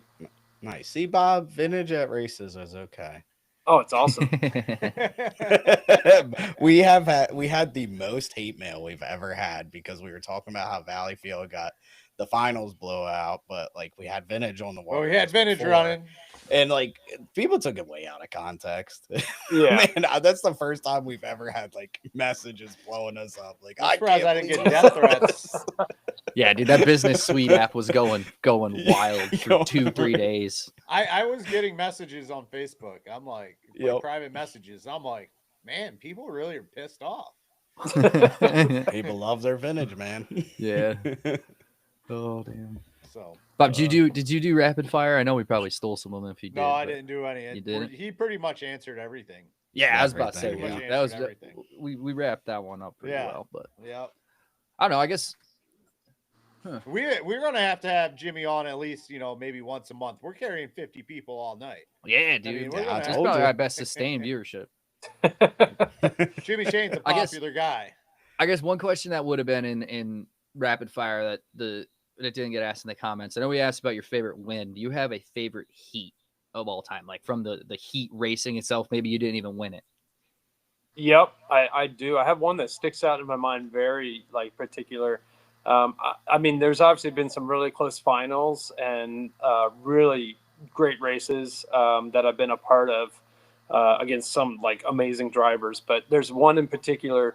It was in 2012. It was my first real full season in an unlimited, and I got the inside of Steve David in one of the qualifying heats, and I beat him to the start finish line, and I had a good enough setup where I could stay with him through the corners, where he was catching me at the end of the straightaways, every single straightaway, but I could on the inside lane beat him and stay ahead of him.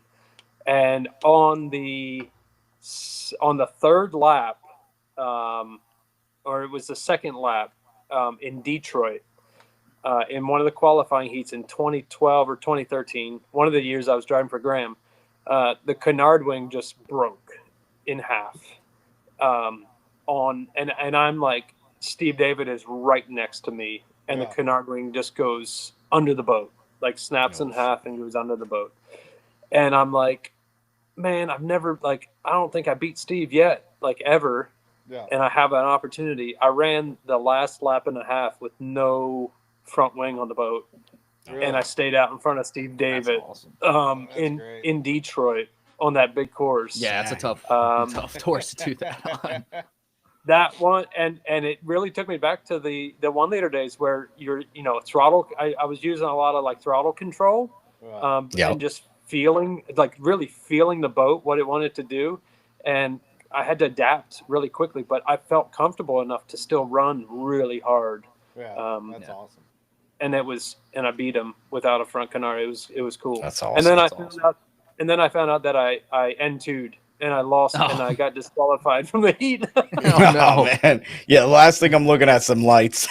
Yeah. And it was like, it's like, it's one of those things where you're in the moment and you're not thinking about all of the aspects of N2 or, where am I really on the course and positioning the boat. I was like, man, I'm in front of Steve David. Like, I'm going to win this heat. And then I ended up, I beat him, but I got disqualified. That's awesome. Oh, that's cool. That's cool. I don't know if it got asked when I walked away, but did you ever have a favorite boat that you got to drive? No, we didn't ask that. Oof. Oh man, favorite boat. That's 70. You know what? Yes, I do have a favorite boat, and it's not so much a lot of it was the boat, but a lot of it was the person I was driving for too. I got to drive for Carter Parrish in the 2.5 modified class in the A73 boat down in Morgan City, Louisiana, and it was my first time when I felt professional as a racer, because Carter showed up at the race. Everything was immaculate on that boat. Every single piece of hardware was anodized, matched the boat. And then he comes to me in the morning before driver's meeting, he hands me this list. And I was like, oh God, what is this? It was a detailed, how to start the motor properly. Oh my gosh. It was like, flip this switch, pull this lever, push the throttle down, a third of the way, back off, push it down again a third of the way, crank it over, don't start it yet, then pull this lever. And I'm like, oh my God, I literally got into an unlimited. The walls are closing in. This is too much stuff. And it was an amazing experience because the boat was just a rocket ship, right? I mean, everything was tuned on that boat. So it was one of Wheeler Baker's old rides. And so obviously, Wheeler had a lot of feedback building that boat and setting it up. And man, I got a chance that was my first chance where I was like, man, I'm going fast. I'm really going fast. Yeah, it was a cool boat when Carter had. I think it was 2005 in Morgan City. Is that Falsinelli's right now? Yes. Right? Is that boat? That's what I thought. Yeah. Yeah, that's a cool boat. That was an awesome boat. We've talked about that a little bit on here, like the best power to weight ratio, fun, just you're on the seat of your pants is 2.5 mod. I think so. I think things yeah. Yeah. The boats are so agile, they really talk to you. Yeah. But you also have the power to overcome and get yourself out of interesting positions because there's so much power to weight. Yeah, it's definitely a pretty cool class when they have a full field of them. Yeah, I mean, back in the day when you had the Geezer boat and both English boats, and they were kind of the main ones at every race, but you had kind of locals that were at a couple races. That Don Mashburn's group. Aid's boat was always fast. Yeah, there was just it was cool to watch. We hate on the modified classes a lot. I think people don't understand that it's kind of more geared towards the current situation they find themselves in. I mean, at their peak, the modified was probably cooler than the stock classes. But just it's not cool when you got one modified boat running with 5 stock boats. I'm surprised no one's bought the Geezer boat yet. That thing is so cheap right now. It's such a good boat. Same. Jimmy I knows am that boat surprised. well. Yeah. Jimmy, I do know that boat very well. Brand new. You started in it. Yeah. Actually, you put it together, I believe, right? Yeah. We put it all together originally. Yeah. That's what I thought. It's a cool boat. It's one of the only Henderson 2.5 mods, right? Is it a Henderson? Yeah. Yeah. It's the only one he's ever built. Yeah. Yeah, it was cool. Yep. So we're about at closing time, boys. You got any other questions? Yeah, we've been holding Jimmy. I'm surprised you just sat here and talked to us for an hour and 45 minutes. People usually get sick of us sooner Yeah, than the funny thing is he's probably sitting here while the other guy's on the other side of the truck working on the boat. that. Oh, dude, the whole crew left like 30 minutes before I got here, but I got to the shop early today. I was able to help out and work on some stuff. We're making some spare parts. We're making spare wings, spare uprights. So I walked through the door and Mike Hansen had a table ready for me of parts to like prep and weld, and I'm like, oh, yep, I'm back in the. We're Back in it. I'm back in it. Here we go. Leave it Put to me boat work. racing. There's You no should've been- soft and I'll- landings in boat You racing. should have said I didn't put welding on my resume. Yeah. Oh, damn. Do you No, still I fit in mean, the seat that's made for that boat? man, I just found out that Andrew took my seat. He's been using my seat insert for since he's been driving over here. So Dang. now I It's got to tainted. make a new like a new bead seat, which is probably appropriate for me to have to make a new one because Especially with the muscles you got now. I mean, Yeah. I know, Yeah. I got to make it even smaller. But no, I mean, just to like wrap it up here, I'm just so like, I'm stoked to come back. I'm stoked at this opportunity. I'm really excited, like with what Bruce is doing for the sport. One of the other things that really brought me back was, I mean, Bruce and I come from the same background. Bruce started a sheet metal shop in Tri-Cities, Washington, and I had to get it in there. Had to get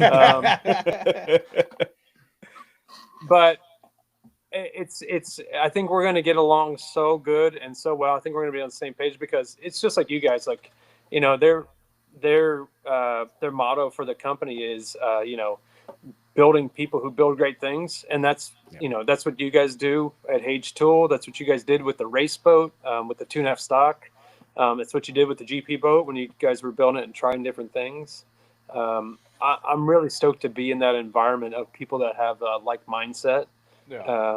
And like I say, it's your upbringing that got you to where you are today. And Apollo Mechanical is like, it's my upbringing. Like it was a mom and pop metal shop, and now they're massive over the country, in multiple states. And so I think it's a good fit. I'm really excited to get back with the team and have the opportunity.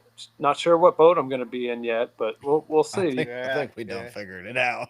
Yeah. Yeah. I do I have think to say, I think time will tell. We'll see. yeah, I'm sure there'll be a big announcement coming soon. We I could have don't broke it know. here on Chasing Tails, but thanks, man. We No, appreciate it. ain't nothing to break. he probably really doesn't know. No. I really Quite don't know. I'm being truthful with you. I have no idea which boat. I will say all 3 boats are being prepped right now for the season. So that's a great thing. That's a great thing for the sport that all 3 boats are going to be back together. And the boat, the Apollo boat right now is still in its same position as it was in Gunnersville. So it's upside down on the dolly. But it's looking good. Like there's a lot of work that has been done on that boat, and Sharky is dear to my heart. Right? I mean, that was a boat I drove for many years, Yeah. and so to possibly have that opportunity to get back in that boat is going to be cool as well. There you go. That's awesome. Yeah, I do have to add that when I got in Unlimited, I was told to go watch your videos of how you start the boat, and how you shut it off. So I'm watching one of the videos, and you're like, "Hey, give me a water." I was like, "Jesus!" And then it became this whole thing. I'm like, "They got this on the YouTube here. This is a good little back and forth." But I might have to search that one, post it on Chasing Tails tomorrow. You know what? I got a question for Brandon real quick. When you took your first like hard straightaway and hard corner and Unlimited, like what was your like reaction? What did you think? Because I remember what mine was, but I'm curious to hear what yours was. The straightaway was nothing, but then the turn, it was like, whoa, we are really going that fast. And then I took a couple more laps and I'm like, why can't I see the buoys? And I'm like, oh, my head is going like this and I'm supposed to be Yep. looking like this. So it like took a Yep. lot to like train your head to like get in that position before you turned in. It's a lot of G-force that I wasn't expecting. I mean, the step for it's driving that first driving a GP is like two different animals. GP being so you got to be aggressive and fly the thing and you're just mashing rollers. But I mean, you told me a long time ago, and I guess we'll give out some secrets here. Is like you see those rollers, just the boat will go through it, drive through it. And that's helped me tremendously in GP. And I mean, obviously you got to do it in unlimited. They're just bigger. That's what they're built for. Cool. So I don't know if you guys can still see me or not. Can you Yep, still we see got me? you. Yeah, we got it. Okay, good. It's so yes, that was my exact same reaction. Was I got on the radio with Mike Weber in Salina when I did my display run, and I literally was like, man, I cannot hold my head up, like, and so I got on the radio with Mike and I was like, my neck hurts. My neck. He's like, how'd you like it? And I was like, my neck hurts. My neck hurts. And he's like, he thought I was saying my nuts hurt. My nuts hurt.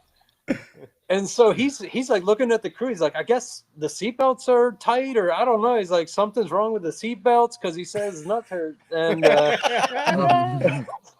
and so I get back and the crew's like, are you okay? Like, we heard you get your nuts hurt. And I'm like, no, not my neck. It's my neck. Like, and they're like, oh, that's not what we thought.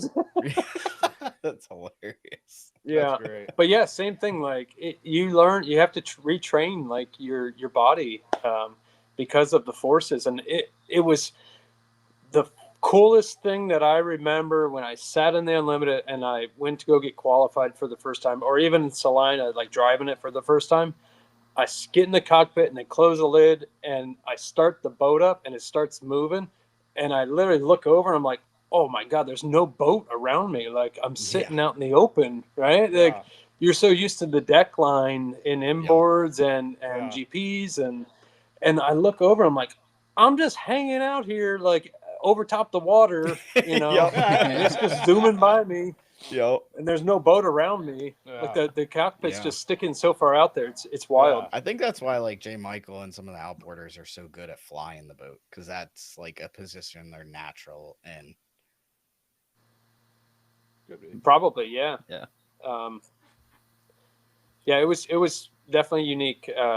The first time in Unlimited. So But I gotta it's fix probably that. gonna I'm gonna put a bungee cord to the front of my mask. It's going or There a you go. or a gas shock going this way. We're in the developmental stages right now. yeah. What you got to do is, that carnival ride, like the spaceship where it just sucks you to the wall. Yep. You just got to go in there and practice turning your head back and Just forth. turn your head, yeah. Yeah. It's a good idea, except The for I don't do Gravitron. spinny rides. The I'm gonna throw Gravitron. up. Like I'm training, guys. Oh, damn. All right, Jimmy, before we let you go, this is the last question. It comes from Bianca. Jimmy, did you come back because your son won a nationals and you had FOMO? I mean, maybe partly. Like, You gotta show him who's boss. I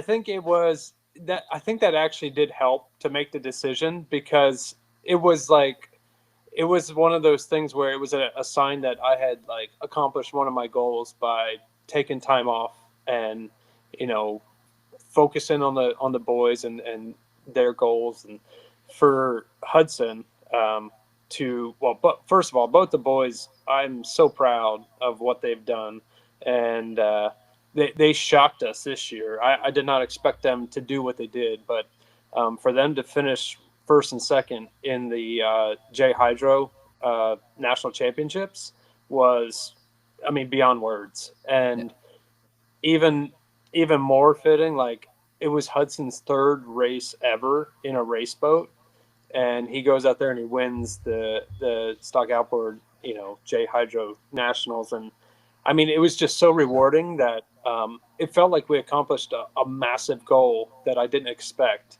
And so when I asked the boys, I had a couple opportunities come up to come back and drive some different types of race boats, and I was like, I straight up, my decision was going to be based on what the boys said and how they reacted. And when they didn't even like flinch at it, they were like, yes, like go, yeah, like, yes, go back and do it. We want to watch you drive. And I'm like, okay, I guess I could, I could do it. So that was the biggest That's driving awesome. force to coming back was my kids' acceptance to do it. Yeah. Exactly. That's cool. That's cool. Well, Jimmy, it's been a fun couple hours here, and we appreciate you coming on, man. You got a good vision for the sport. I think you're going to be a real asset, not even just to driving, that things outside of driving that this sport really could need, the boost it needs. Obviously, you're going to be a force to be reckoned with on the race course, and I'll see you when you're in lane 2, and I'm in lane 1 in Madison. Teach me how to run through that turn 1. I hear you're the best at turn 1, so I might as well be inside of you. You can point me in the right direction. Yeah, I can help with that for sure. And this will be one of the last times you see me with a beard too, because I'm gonna have to get back into shaving. So hopefully, some of the grays are starting to show coming in here. So maybe I'll look a little bit younger this summer. Next time you all see me. There we go. Yeah. Bobby I appreciate it very much. Hey, and then, yeah, I want to thank you guys for the opportunity, like what you guys are doing with this show, getting people engaged, getting them involved. Like it's one of the things, like we mentioned, it's needed. So I appreciate the opportunity. You guys keep doing what you're doing, and I'll be tuned in and watching. Thank you. Good luck this season, bud. Yeah, Excited good luck, to have you man. back. Looking forward to Thank you seeing very what you can do much. out there. Yep, me too. We'll see how it all goes. All right, man. Have a good night, and Yep. appreciate you coming on. Yep, thanks everybody for watching. Yep. That's it. Appreciate it. See you, man. All right, so That was cool. boys, don't start arguing over anything other than that. We'll do that next week because Yeah, that was a good episode. I did. That was cool. I No, it's cool Jimmy stayed on that long. I know it works a little better for the West Coast guys, honestly, on time because of the time difference. But I you kind of touched on it in the closing there, but obviously he's a great asset from the competition side in H1, but we need more drivers and hopefully more new drivers with his mindset of the sport first, not himself, not his Yeah. boat. And obviously he's competitive and Bruce is competitive and they're going to go out there and try to win, but somebody that's open to changing things. I mean, he said as much, like he would prefer from a competitive standpoint to race fight for lanes because he's good at it and he's done it for a long time, but he'll be the first to tell you that the HRL formula has worked really well. And I think from my perspective, we know what Jimmy can do as a driver. I'm excited to have him back on board in the boat racing world from the growing the sport perspective. yeah, it'll be good. It definitely brings adds more competitiveness to the H1 field, and so that's what H1 needs. More competitors out there who are going to be aggressive, and I think it'll be really good all around. So can't wait for the season to start. Yeah. How about the season? We didn't mention that the season starts with the Gold Cup. Unless Yeah, it's something wild. else happens between now and then, that's Hopefully it's they can kinda get wild. another one, but Yeah. that is wild. I think that in some ways, obviously, from I think the team's perspective is probably like, if you're strong or BWR, you're like that really only helps the other teams. But from the show perspective, you throwing a wrench in it, and usually when you throw a wrench in competition, you get some fireworks. Yeah. So it's hey, welcome back, Jimmy. Here, go race for the Gold Cup. Yeah, this is hey, you get a big bonus if you win the Gold Cup. Yeah. Now, since Does he have to requalify? does he? I I hope he was has to about to ask requalify. that. Does he have to? I think isn't it like 10 years or something? Yeah, it's probably. Is If it? Phil Walks never had to requalify, nobody does. So Yeah, I gotta go. sure. I gotta go find something that Eddie was telling me about while we were talking to Jimmy that we gotta share with. Little video. Oh. Yeah, I was trying to clip up on some videos while we were talking, but I was. It actually isn't even a video. We got a new boat for sale. Oh yeah, Grant Hearn's boat. Grant Yep. Hearn, I saw that. 18K, Henderson. everything but props for that boat. With the 2300 Henderson. aluminum. I boat. That's a mean, hell of a we deal. said Jacobs was a hell No of a deal. trailer. This might No be trailer, no, but oh, it is no trailer. yeah, I think about Doesn't matter, it's 6,500 still- H tool machine will build a trailer, or It's for still- for it's $2,000 still- Paul Barber will build one. It's still a good deal. You can buy that boat. If you put everything together, it can go be a top 3 boat in HR. That boat's Easily. one of I the mean- most pristine Hendersons ever built. It Yes. was built. Matt Earl had a big part in building that. He was very meticulous for his Stevensons, and it's been over a couple times, but the boat's still in solid condition. it's so a- yeah, it's a that's great that's a boat. steal. Yeah. So we And I mean, was go ahead. good. You can. two Nope, two you of the go. boats for sale right now are championship winning hulls. Yeah. Proven track record. They got the resume. You don't have to worry about the boat not being ready to compete with the best. If you're up for it as a driver, you'll have the boat to do it.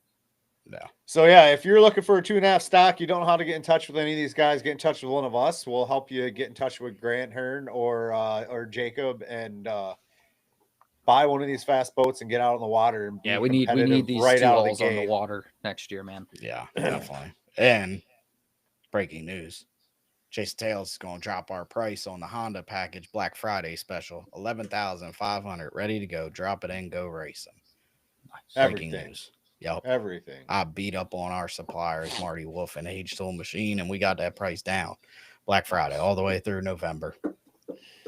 Or you can just support the 2.5 mod class and just register your 2.5 stocks, 2.5 mod, and just go Yeah. support a class that needs it. Because That's it. if you want to.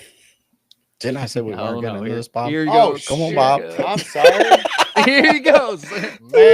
Oh, We What- do. I did talk to. There was a cool thing talking to Bert Henderson today, so we're kind of kicking ideas back and forth to maybe build a for sale boat, Cool.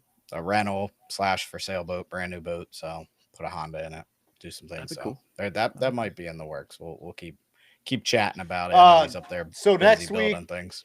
Next week, guys, we will have Timmy Collins on, our inboard racing commissioner for APBA. We got to come up for a name for that segment, a chairman's Commissioner's corner, or corner. something. Commissioner's corner. Okay, Oh, I like it. chairman's like it. corner. There we go. I don't know. Yeah, Is he a chairman, commissioner? He's What the is inboard, He's chairman. he's inboard They're all chairman. commissioners. Yeah. He's a chairman. Okay. Yeah. So the chairman's corner. But he's just going to come on and he's going to talk about what's going on behind the scenes. All through the years of APBA, everyone always complains, oh, they're not doing anything. The IRC is not doing anything. They're not trying to help the sport. So he wants to come on and be transparent about everything that's going behind the scenes, what his administration is trying to do to better the sport and take it a step in the right direction. So Just a I lot think of cool things from what you were saying. yeah, I think it's really cool.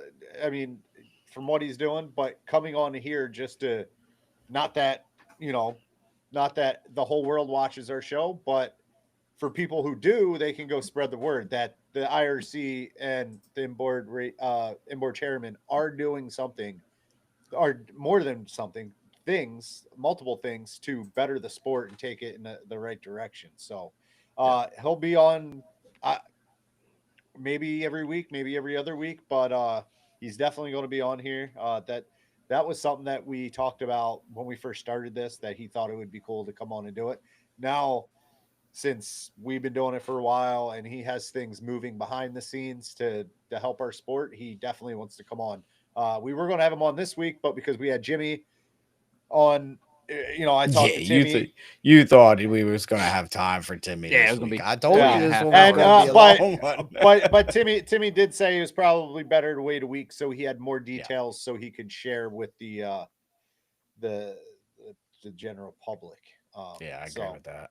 It'll be interesting because I think we should have him right off the bat, because what he's doing, it might roll us into a lot more conversations, because him and his IRC committee have a lot of good ideas and a lot of things that they're trying that are really good. And, it's along the lines of what we've been talking about, not that, but what we preach all the time, Yeah. competitiveness. You notice 90% of our people coming on here when we talk about like how to make things better, say fans first. Fans first. And that's not the way Fans we've first. thought for the past 20 years. So Yeah. that's the main thing. And I think a lot of what you said, Timmy was talking about, Yeah. will share with us next week here live. Obviously, I think hits that. Yeah. And tries to get more engagement, more people in the sport. It's going to be cool to talk to him about that. And then obviously one of our guests coming soon has to be Brad Luce. We're starting to get a little bit of hate mail about not getting Brad Luce on here. So but to our credit, he was on a fishing trip when we were going to have him on. I had an opening for him and he was on a fishing trip. So that's not my fault. Sounds He fun, probably man. didn't Sounds even catch better no than sitting fish. up here in Michigan right now. Yeah, y'all about to ice fish. Yeah, right. You know, we're going to ask him a question. He's going to be like, "Hold on, hey Statman, Yes, He ain't even gonna have to ask. He's dude. gonna That's have the nice Nick. thing about He's gonna have Statman. Nick. He's gonna have Kish in his ear. Statman, what was Statman it? was hitting us with stuff. in the chat." Yeah, Exactly. In the chat, yeah. 1993 was the last youngest field of H1 unlimited drivers. Yep. It's kind of wild, and we're really not even that young. Like, No. Oh, no, Y'all 'cause might be Jay the shortest Jay drivers Mike's- too. I mean, you're not helping Yeah. that stat at all. Yeah, I'll bring you, it Corey, down. J. Mike, Jimmy Yeah. might be the tallest. Andrew's not that tall either. Yeah, I mean, he's not Jimmy's probably short, but the he's no, not tallest. super tall. No, you guys are all midgets. Yeah, me Except and Andrew Jimmy. fit in the same Except seat in the Jimmy and 300, Jamie. so. What's that? That's right. Jamie's definitely raising the average height. How Yeah, tall's Gunner? I think normal height. Yeah, Normal height. height, Average, folks. The all right, average. all right, stat man. What is the average height of an H1 driver? He's about to Oh, have it she's too. Watch. still in the- average driver. Oh, he's still in the chat. He's 38.7. still in the chat. 38.7 years is the average age right now. That's actually a lot lower than I expected it to be. So Yeah. Oh, 38. now we just need the average driver. height. Now, That now one if might- you drop we might J. have to Michael drop that Kelly, one it in the probably news. goes down a few years. Yeah, probably. I mean, Jimmy. When just he had turned Bill 40, walk right? up, when he had Bill walk up in there. Yeah, it just took it down. Yeah, everyone go pretty much to the Denny's and get a free breakfast. But yeah, Scott Dietz commented about Pontiac Lake being back. That's really big, Yeah. or not back, but they're working on it. And I Yeah. think we've talked a lot about putting on a race here and stuff like that, and you never know, we might do it. But I think Chasing Tails just needs to do everything we can to help these races. Yeah, I mean, pick we were out a looking- couple that we We can were do. looking to add a race in Region 6, but we heard another race was being added in Ohio, and we knew that Pontiac Lake was probably going to come back. Well, Yeah. I know that Homeowners Association was pushing really hard. I've been talking to this lady about for over a year here and there about it, and They love it. so Yeah. the It Lake was a Association premier is event. pushing. When you have Like, the we people had everything that are, for that fan engagement there. You had Yeah. great vendors. You had some like cars there. You could check Yeah. out a lot of different things from the community. Everything was One of the rolling right last along years there. they had a concert at night. Yeah, yeah. So I do think that concert was part of what put it out. Like, I think they may have overpaid for that concert because it was a Yeah. free it was like a pull up to the Yeah. beach. So I do that, and you know, prop riders have been doing this for a while, and a lot of the people that are still involved or were involved then. And I think the biggest thing you said is the homeowners came to the prop riders about this. That's I cool. mean, you're That's huge. essentially stealing their body of water that they live on for 2 days, and Yeah. the fact that they're asking you to do it is a great Yeah. step in the right direction. Yeah, yeah, that's I mean, huge. like they're even going to help to get sponsors. I mean, Yeah. these people are full blown committed to have this race. So I think there's a 1% chance that it's not going to happen because the Lake There's so Association, much the behind homeowners it. Lake Association's behind it. The DNR said yes, we can have the date. Marine Prop Riders, the general membership voted for it to have a go. I think there's only like 3 people against it in the Marine Prop Riders. Not going to name any names, but it is. I was waiting for him too. Yeah, but it's boom, boom. Oh, and boom. we announced it. We were the first ones to drop that news, so Yeah. we don't Yeah, even you need wouldn't the, do we it don't at, even like, need 10 the o'clock Marine at Prop night. I was Riders like, bro, Facebook. the algorithm says no. We don't even need that Marine Prop Writers Facebook page. Nah, I think we got just a Chasing Tails. little bit more reach. Just a little Right. bit. Yeah, and thanks Um, everyone for filling out our survey. Not to switch subjects, but it's getting late and we got to jump all around here. Yeah. But people keep filling out our survey. We're just trying to get some more knowledge of what fans and racers want to do. We got these rule proposals hopefully going to go through. I think we'll have a good shot at making things better from our standpoint and how we think shows should go. So, but just keep filling out that form. And yeah, this is cool. You like how Jimmy even said that we need to take our show and shrink it down to a certain time rather than Yeah. start testing at 8 a.m. and then just keep racing till But- 5 p.m. Well, I think even to his point, Bike- like testing can happen before the show. Like, Exactly. Yep. Well, Bipes was out there and he was promoting that to like definitely go down to 2 days. And he got a lot of, he said, I was up there and people were like, even Bruce was like, yep, I agree. Yep, I like that. He's like, man, I felt like I was a preacher up there. Like, let's go down to 1 day event. Yeah. oh wait, wait. that's Blake's happy place right there, man. Yeah, he was probably the happiest he's ever been. Man, that head couldn't even fit on this screen right now. No, once it they were can't. agreeing. It couldn't. That's Oh, why we don't man. let it. That's why we didn't. let I'm him glad on I this did. week. I'm glad I haven't talked to him the last couple days. He'd be like, everyone thinks I'm right. Yeah, pretty much. He said it was pretty comical being in the technical rules meetings and some of the stuff and the banter back and forth between drivers. Oh, it's all Yeah. fun. That's the stuff that needs recorded. That closed door stuff where we all start to get hot and man, get your adrenaline pumping. That's Dude, I mean, if they can get those F1 guys to agree to do those meetings on camera, I mean, you saw when they were talking about the porpoising, that confrontation between Toto and Christian Horner. I mean, yep. they weren't being nice to each other. They're taking No. personal shots, but that's what people want to see. At the end of the day, I'll go back to what I said before. It's like the shut up and dribble thing in basketball. Taking the political aspect out of it, as a professional athlete, you are an entertainer. If you don't want to admit it, you can continue to lie to yourself, but people pay to watch you do something, which makes it entertaining. Yeah, it comes down to look at what Cletus McFarland's done. Yeah. He's done enough. And that's why I believe highly in this sport needs to be built from social media out.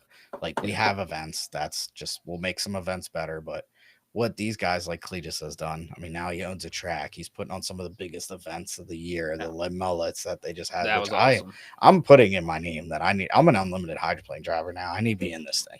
Yeah, like- dude, somebody, we gotta get I'm someone. gonna throw that. He's gonna be like, "What's an unlimited hydroplane?" I'm like, this thing?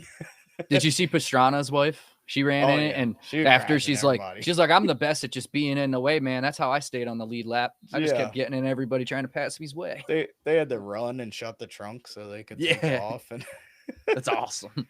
had nitrous in the Crown Vics. Like That's crazy. that's the most fun.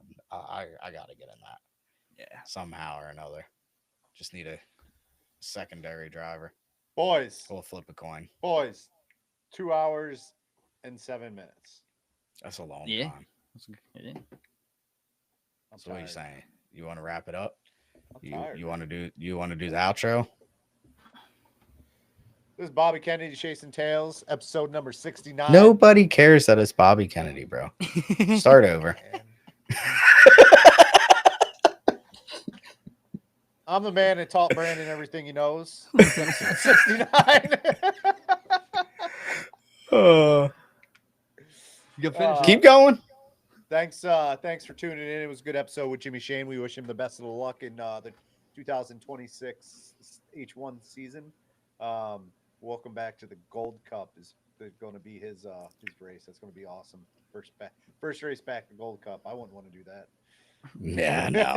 On that Talk water about- too. Talk about pressure. Talk about pressure. New team, same boat, but back at the Gold Cup. What do you think? We talked about the boat and then we'll get to the outro. We kept trying to pinpoint. He's going to be in his old. I think they're coming out with Sharky, at least for think- Madison. He I knows think that so. boat, knows Madison with that boat, and then maybe they'll transition. I don't know what the I think rules so, too. are points wise, but obviously I think they can I just- transition. Obviously, I don't think Dave you can did. transition back, So. I think is the rule. Yeah, I feel like that I- would be what I happens. think he's coming out in the last Madison Hall that he raced. Oh, Yeah. okay. Yeah, Interesting. that could be. I think it's gonna be God, they got paint boats again. Because he might have just came in there like, hey, I have more of a winning record than Andrew. This is the boat I want. Yeah, they could. And I mean, at the end of the day, Goodman's a huge sponsor, but Bruce still owns the boats. So, Still owns boat, right? You and I sponsor mean, names, you either swap way, names. Yeah. all three And, boats are pretty damn and close. you know, as for Bruce, it's got to feel pretty good to have Andrew and Jimmy both driving for him. He's got to be Yeah. pretty excited for that. His odds of winning a Gold Cup and the championship probably increased twofold. Yep. Yeah, I agree by with that. a good amount. So, Yes, sir. so all right, boys. All right, I folks. give you the outro, so let's just Yeah, get the hell we out we of did the here. outro and then we kept talking. That was a good one. Yeah. I like that.